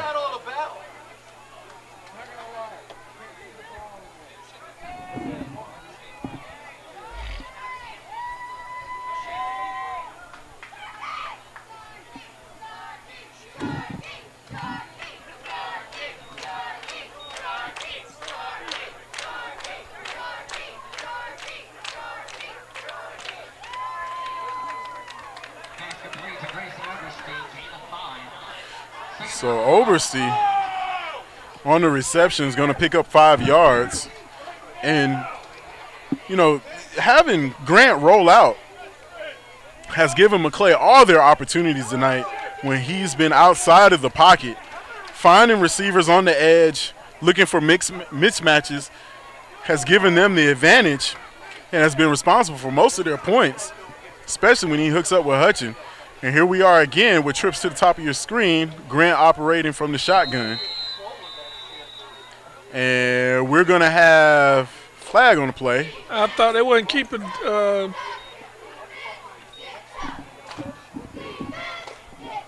thought it was not keeping a clock.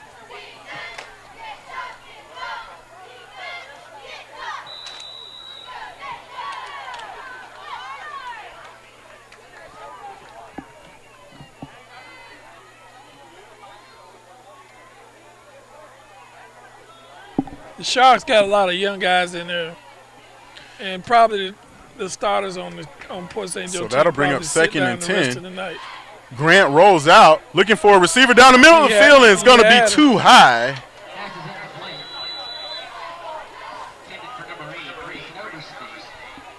Oberste had a beat on his man, just couldn't connect with him. Mark, he's running. He can't set up and set his feet to throw, and the Sharks are putting a lot of pressure. They're getting to him every play. He got to run for his life. He has to roll out. He hadn't been successful just sitting in the pocket.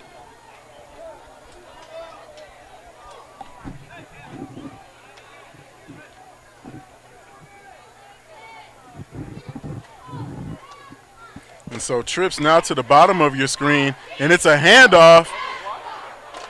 Running back still on his feet. Almost broke that one, and he's going to be close to a first down.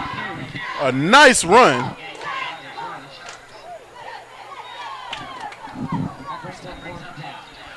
And that'll bring up 4th down for the Marauders after a nice run.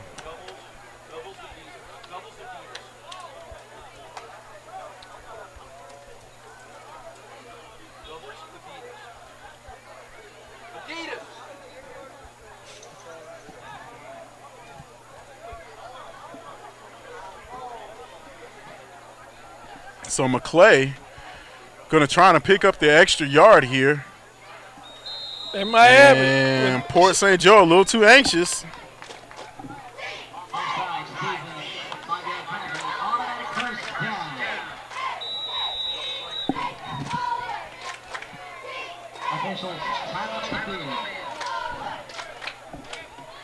And water break.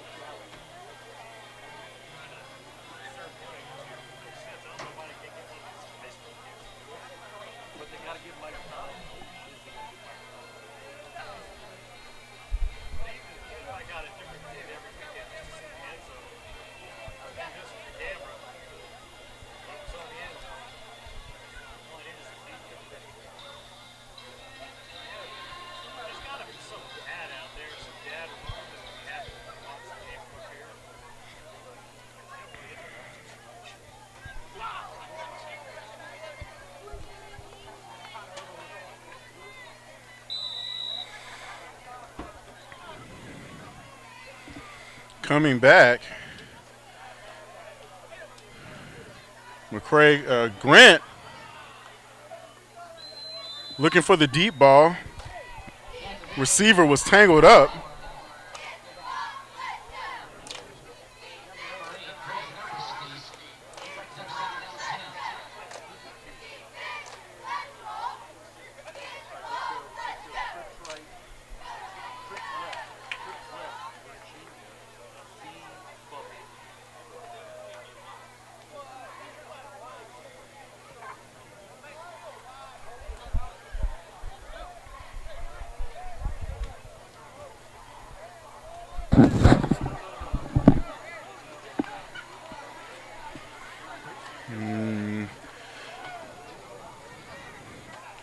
Grant once again with trips receivers, excuse me.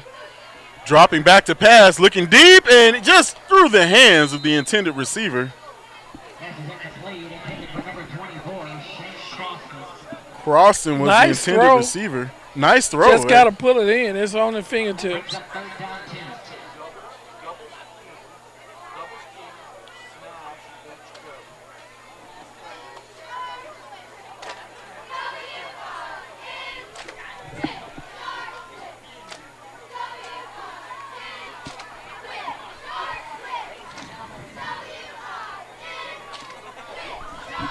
Facing 3rd and 10.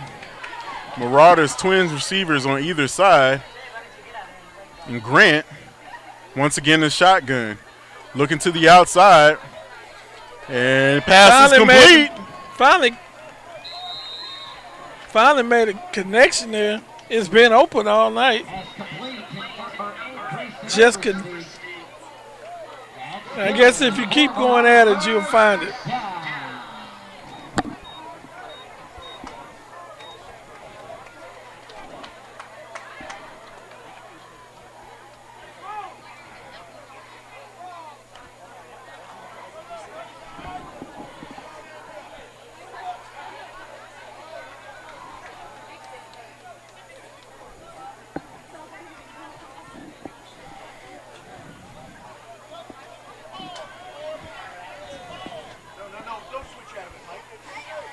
So trip receivers down to the bottom of your screen as Grant once again from the shotgun. Bubble screen was tipped, intended, and it looks like was it almost picked off. Hutchin was the intended receivers. Coach, we've seen quite a few drops here tonight. Man, it's first game, first. That's why you play these classics, to kind of get this stuff out of the way.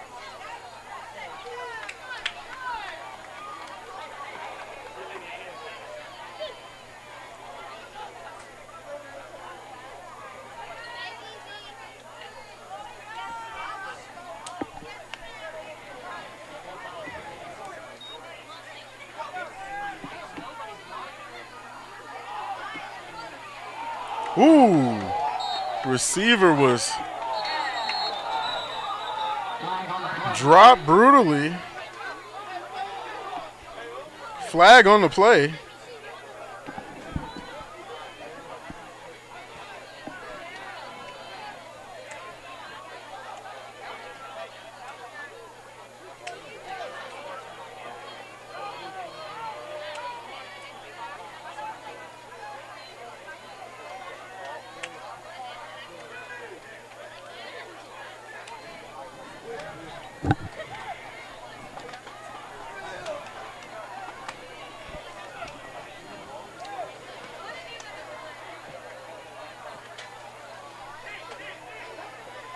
And the penalty will result in unnecessary roughness.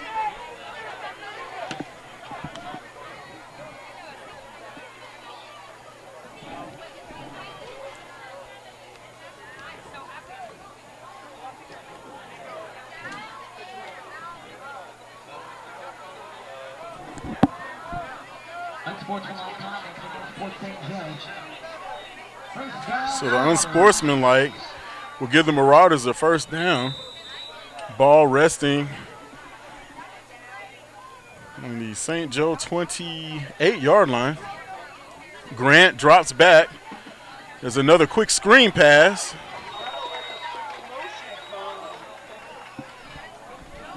And Port St. Joe defense not fooled at all on that one.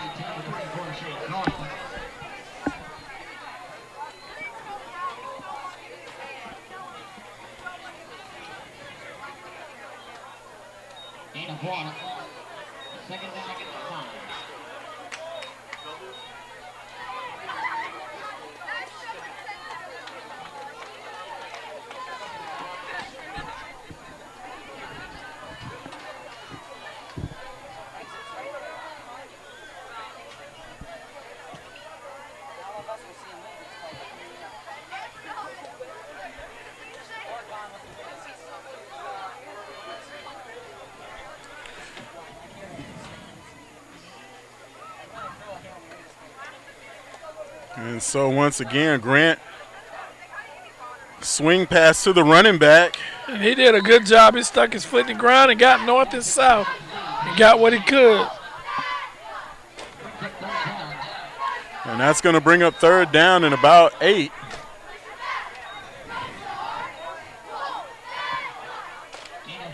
For the Marauders. Excuse me, third down and about 6 or 7. We'll see. 1:45 left in the third quarter.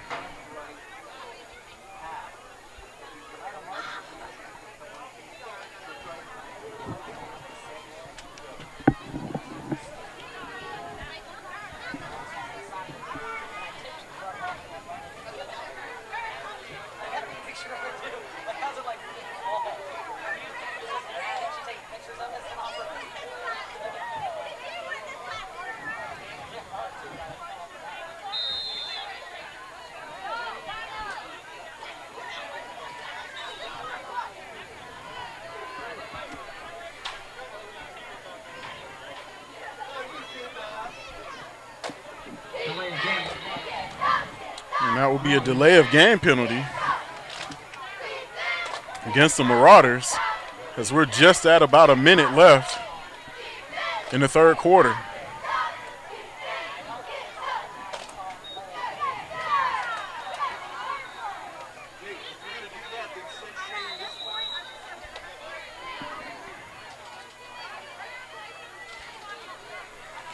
Marauders still facing third and about 11. Grant can't escape the Port St. Joe defense and will be hit and drop for a sack.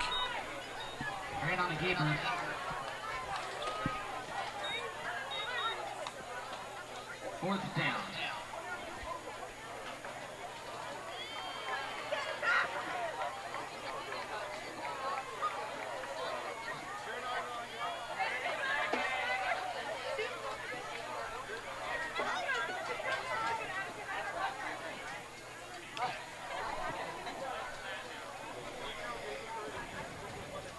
Wow, this is a 54-yard So field goal. McClay lining up for a 55-yard kick. And we'll see if he's got the leg.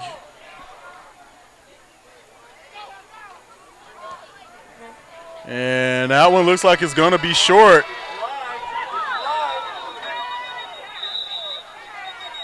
Yeah, we're not doing returns here in the preseason. But looked like the snap was bobbled a little bit. Yeah, well, it was a low snap. He did a good job. The holder did a good job of putting it down.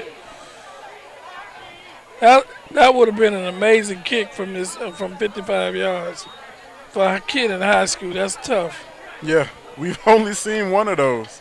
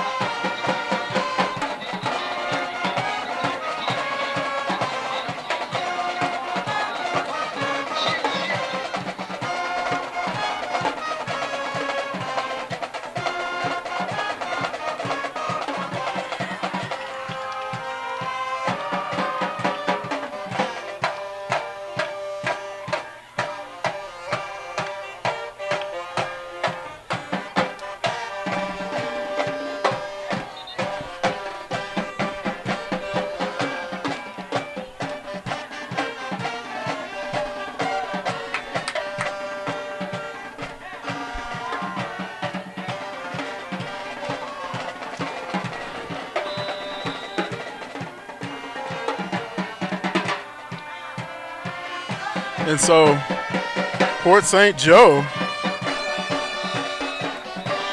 and there's a big defensive stop for McClay.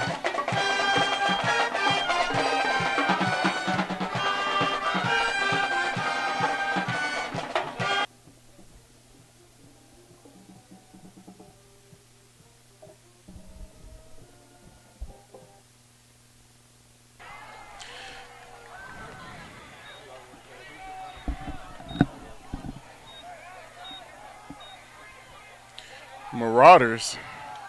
And there's a high snap.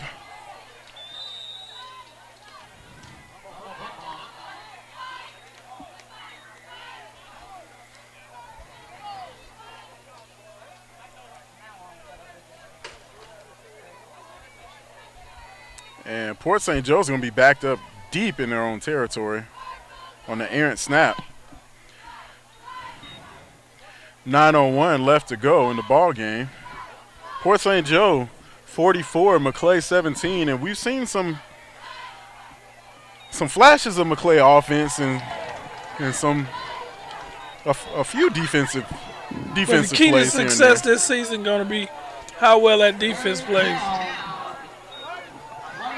It's going to be very difficult when you're giving up chunks of yards, missing tackles. So Port St. Joe has a new quarterback in the game. And that'll bring up 4th down for the Sharks. So we want to remind everybody about next week's game. McClay taking on Hamilton County.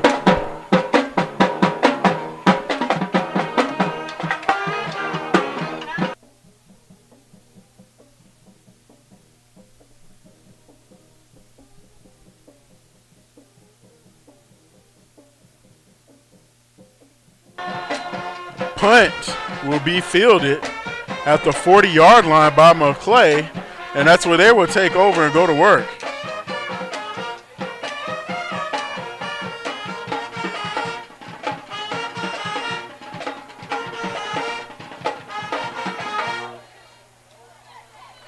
Marauders, 1st and 10 on the Port St. Joe 41. Here with 8:26 left to play in the ball game.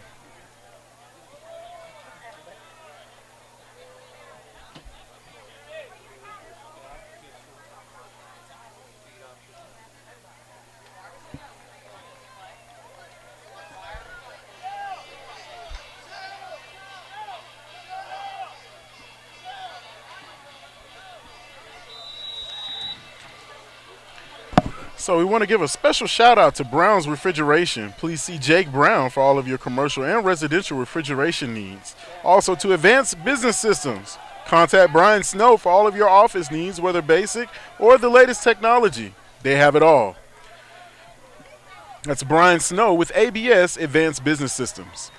So Grant going to make the pitch. Ball is on the ground, and it's going to be scooped up by the Sharks, resulting in a turnover. And Port St. Joe will take over. So it just goes back to what you said about consistency.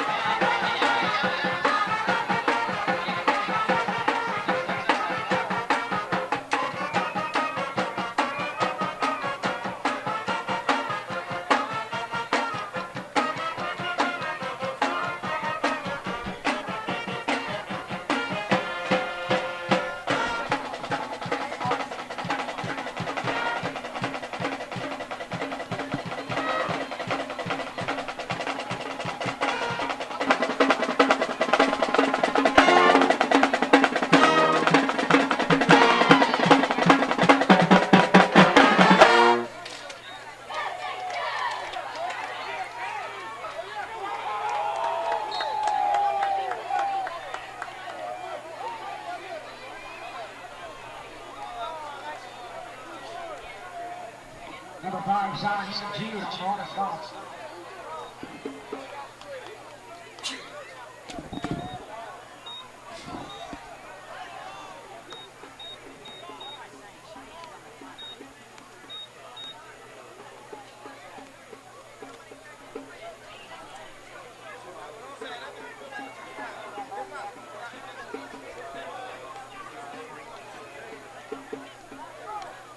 Direction currently smells.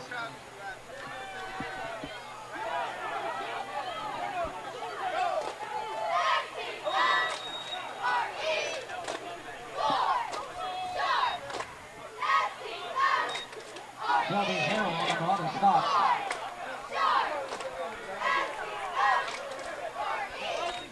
Sharks first down.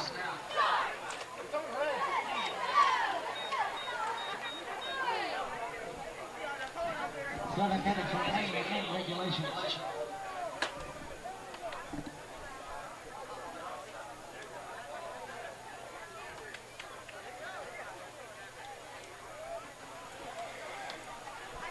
Port St. Joe going to drop back. Pass is batted down.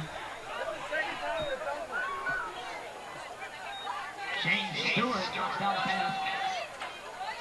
Brings up second down.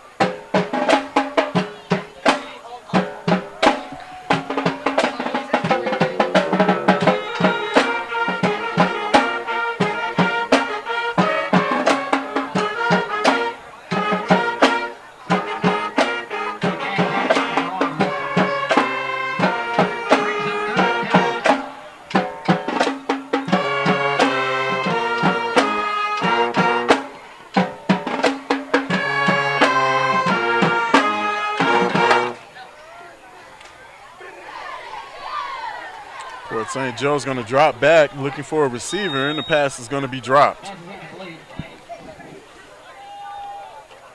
That brings up fourth down. It's about 4th and 7, 8 yards to go. And let's see what the Sharks decide to do. They throw it or run it. They've been very successful running the football on any down they chose. Port St. Joe has their backups in the game. Man in motion. Quarterback drops back, scrambling, still on his feet. And he's going to be dropped after about a gain of 2. He's way short, and the Marauders will take over. Mark, I think you got a couple of things that Coach Raymer has to consider when he's young. He got everybody a chance to play. He got his starters, and they had some success. And basically, on defense, they got to improve their tackling. They'll be in place, but you just got to make the play.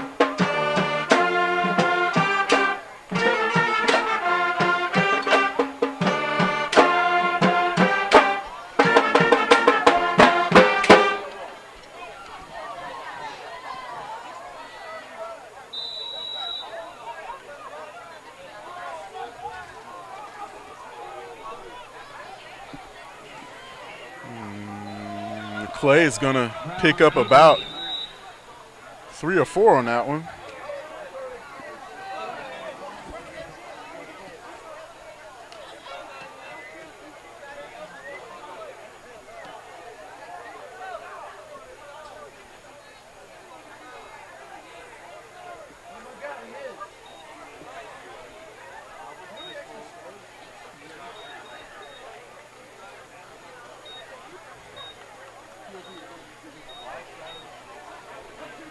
5. Second down 5.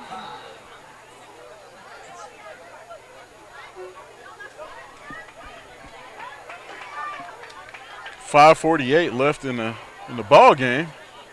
Good run. Brown on the keeper. And that's Brown. Man, he looked like he was shot out of a cannon.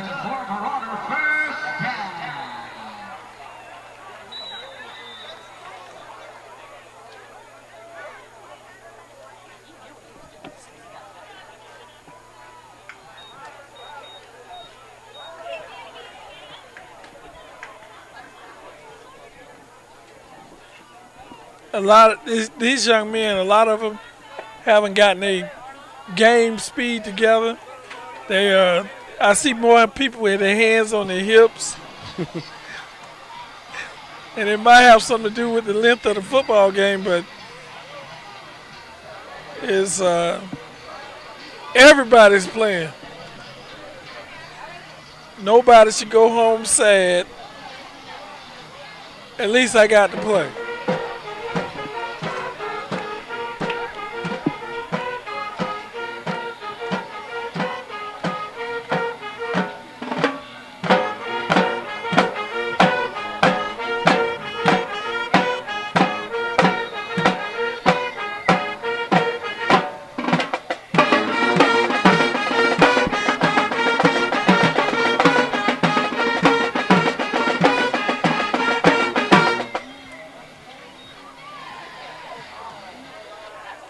Oh, nice pitch.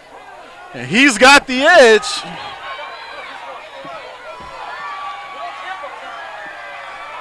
And that's going to be a touchdown for the Marauders. Coach, that was a great awareness and nice pitch. A great pitch. From Bound. He's been. They might have found something, Mark. The option looked deadly. Templeton. That was a great read.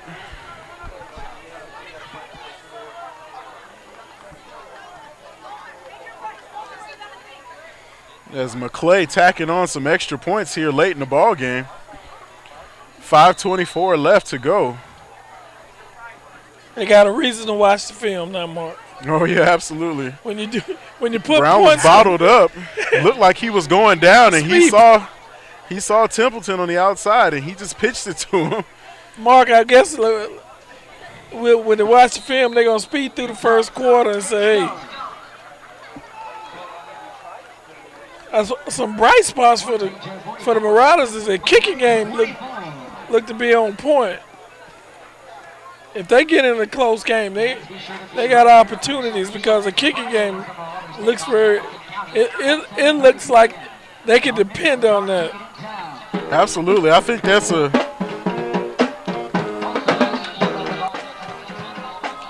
just a great sense of awareness, and McClay has definitely lots of team speed. It's going to be interesting how Coach Raymer shuffles things around before week 1 of the season.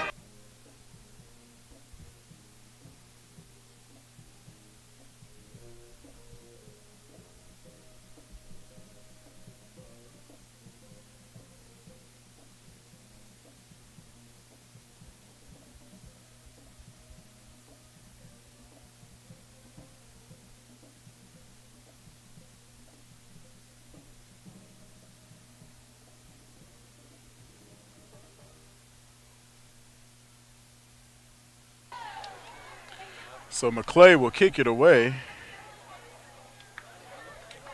Sharks will field it.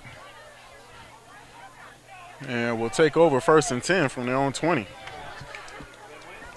5.5 minutes left in the ball game.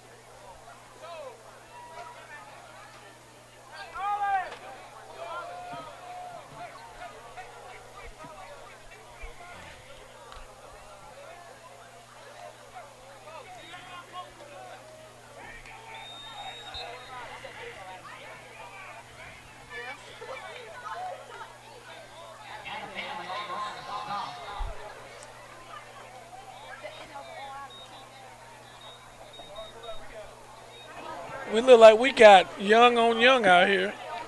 A lot of guys getting in the game, getting opportunities to play.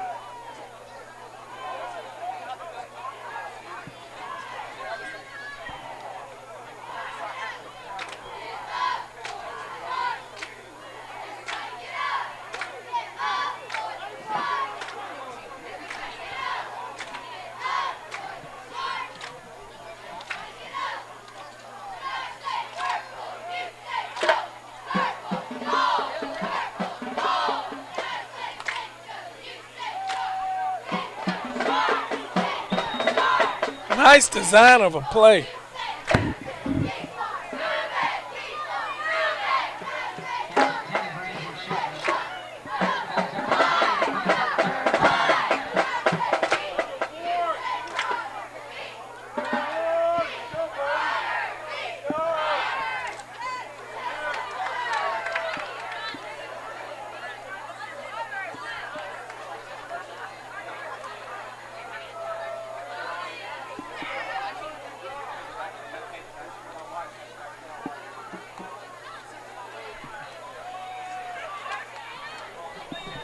And so this clock winds down just inside of 4 minutes.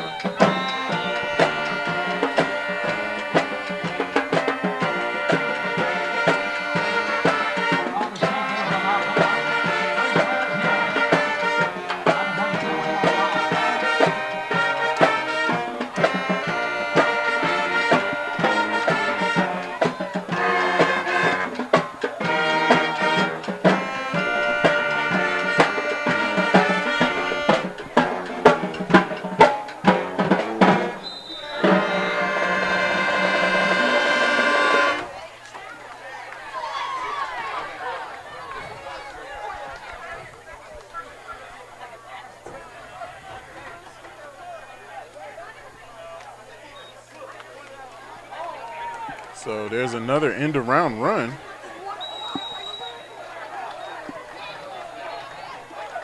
And McClay really trying to make the most of these opportunities here. McClay football would like to say a special thank you to Dr. Ronald Willis. Dr. Willis has been a long-standing supporter of the McClay Marauder athletic programs, and as one of this year's top Marauder sponsors, we're excited to announce and recognize him. Please see Dr. Willis, located here in Tallahassee, as for all your dental needs. As we near towards the 3-minute mark, Coach Brown has really been using his legs. He's a very elusive quarterback.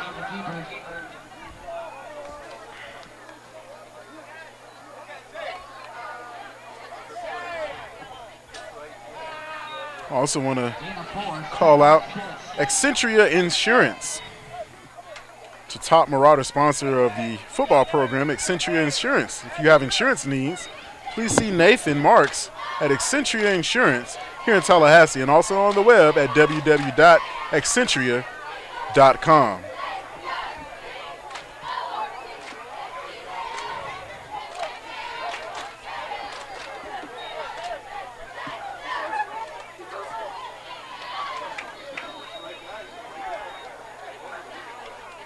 Pass falls incomplete.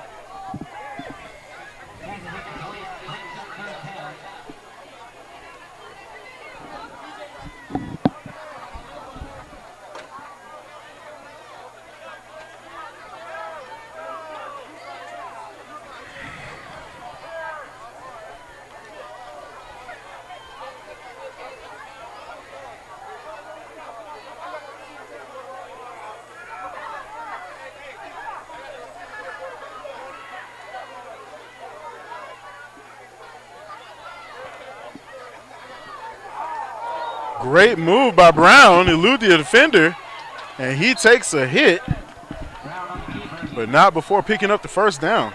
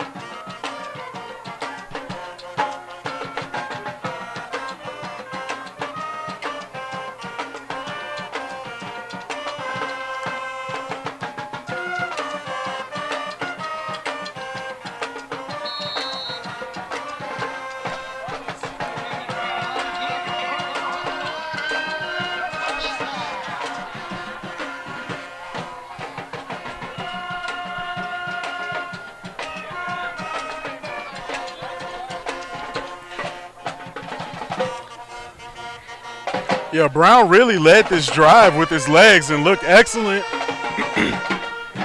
as McClay punches it in again, cutting into the Port St. Joe lead, 30-44. Marauders still trail, but McClay showing signs of life here, especially with Brown making some great reads.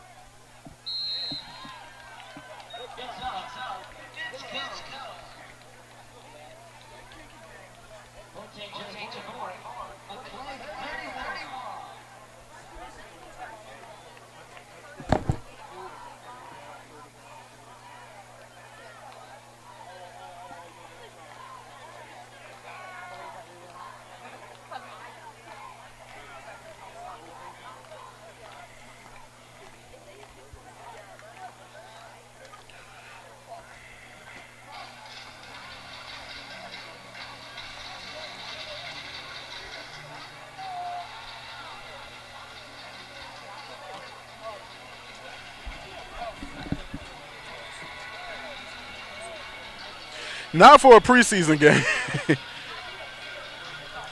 31-44, and it could still be entertaining.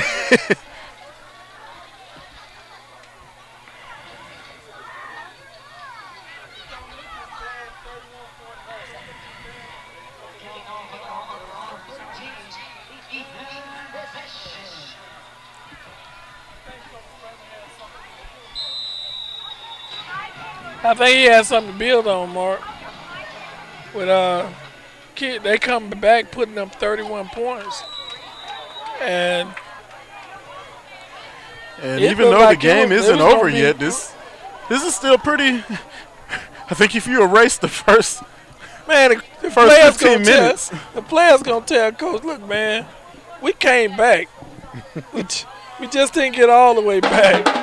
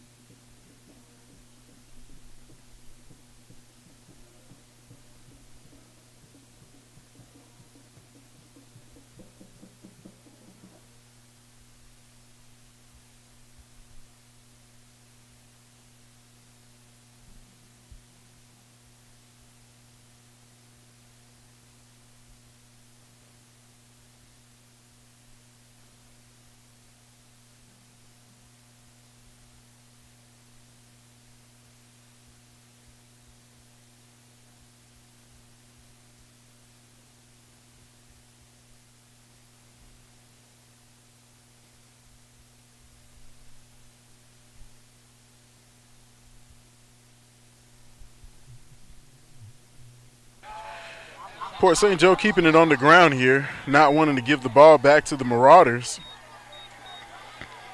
They're a first down away.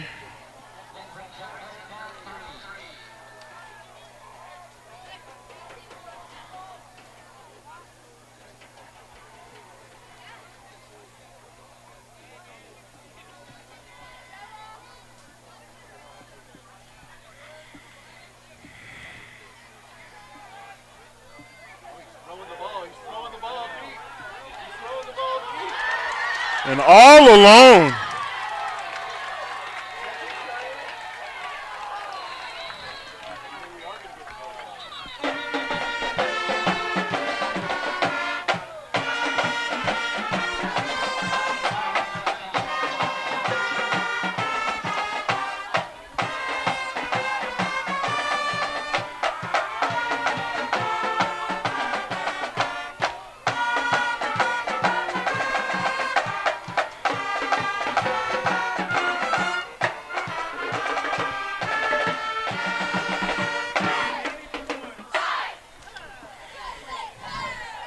Yeah, this is something you don't see very often.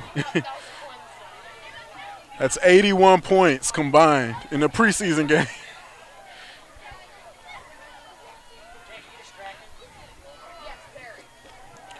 While we're waiting here, we definitely want to remind everyone about Brown's Refrigeration and ABS. For all your refrigeration needs, want everybody to see Jake Brown. And for your business needs, we want everybody to contact Brian Snow at Advanced Business Systems. Whether basic needs or the latest technology, they have it all. Special thank you from McClay Marauder Football to Brown Refrigeration and ABS.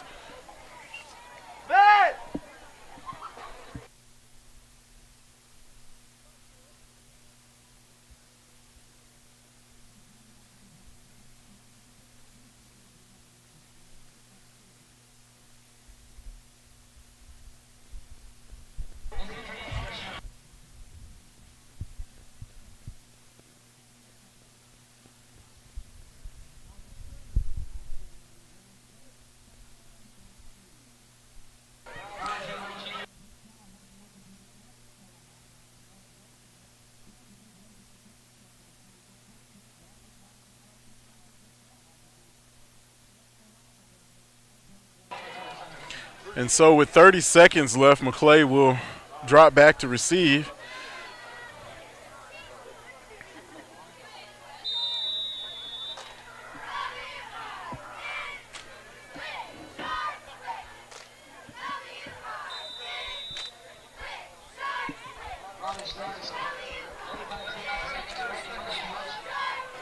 "35 seconds to go, Mark. You think we're going to get any more points? I mean, we got 81 points on the board. Man.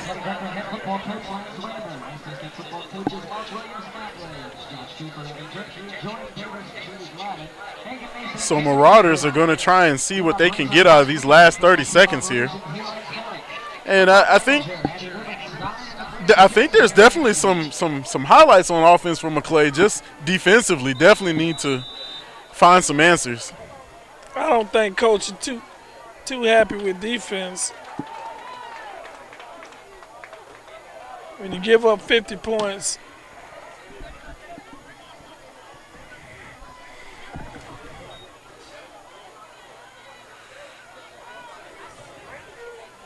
man, he got a lot.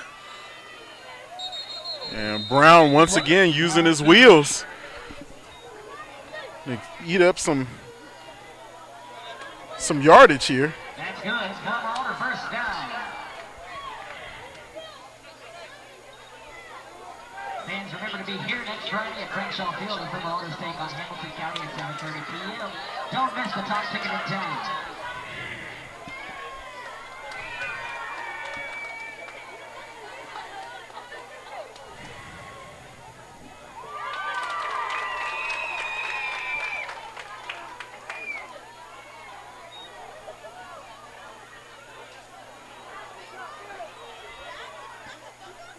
Wow.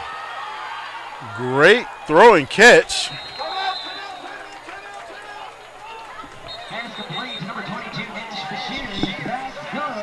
Might have talked too soon. They might get some more points. And that was a great throw and catch. With 15 seconds to go, Marauders looking to take another shot here. This preseason matchup, Port St. Joe leads 50-31. McClay definitely has shown some offensive prowess here late in the ball game, or late in the game, but putting up a lot of points today. Have to wonder why we haven't seen Brown with the ball in his hands. He is not. You got to get it right, Mark. He's not playing against the starters. You got young on young. He looked like a bright future for the Marauders.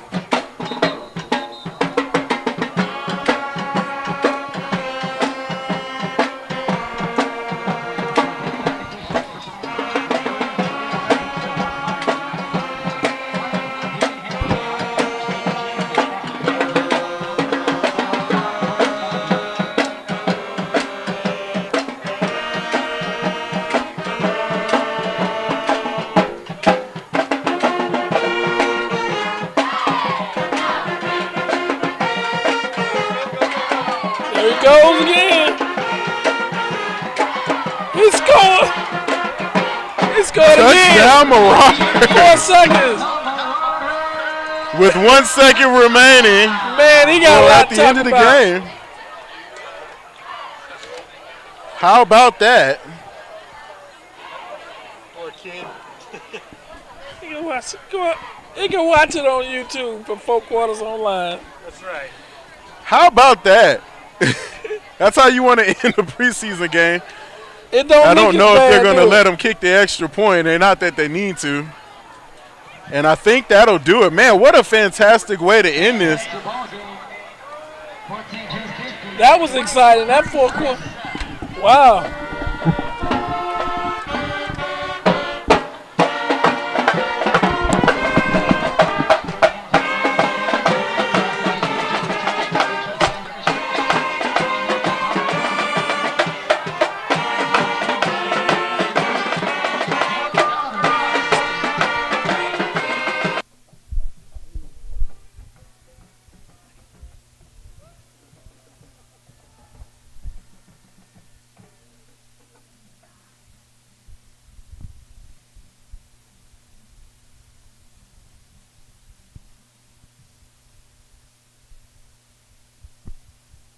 And so a final from Frank Shaw Field here on the campus of McClay High School. Marauders 37, Port St. Joe 50. And after what was really an abysmal first quarter, McClay slowly came to life, and then late in the ball game really showed sparks of offense. It's fun watching Brown at quarterback. Definitely can use his legs. He might be an exceptional weapon later on in the season. Mark, and we'll see how he gets used. They were down 32-0 in the first quarter. Yeah. And they came back and put up 37 points. You got to be happy with the fight. But when we saw the first quarter, I had no idea we was going to put up 87 points. So that must be a record somewhere, 87 points. And so that will do it here from Frank Shaw Field. We want to remind everybody about next week. Marauders taking on Hamilton County right here at Frank Shaw Field next Friday. Want to remind everybody about fourquartersonline.com. Follow us on Facebook, Twitter, and Instagram for highlight scores and so much more. And we'll see everybody next week.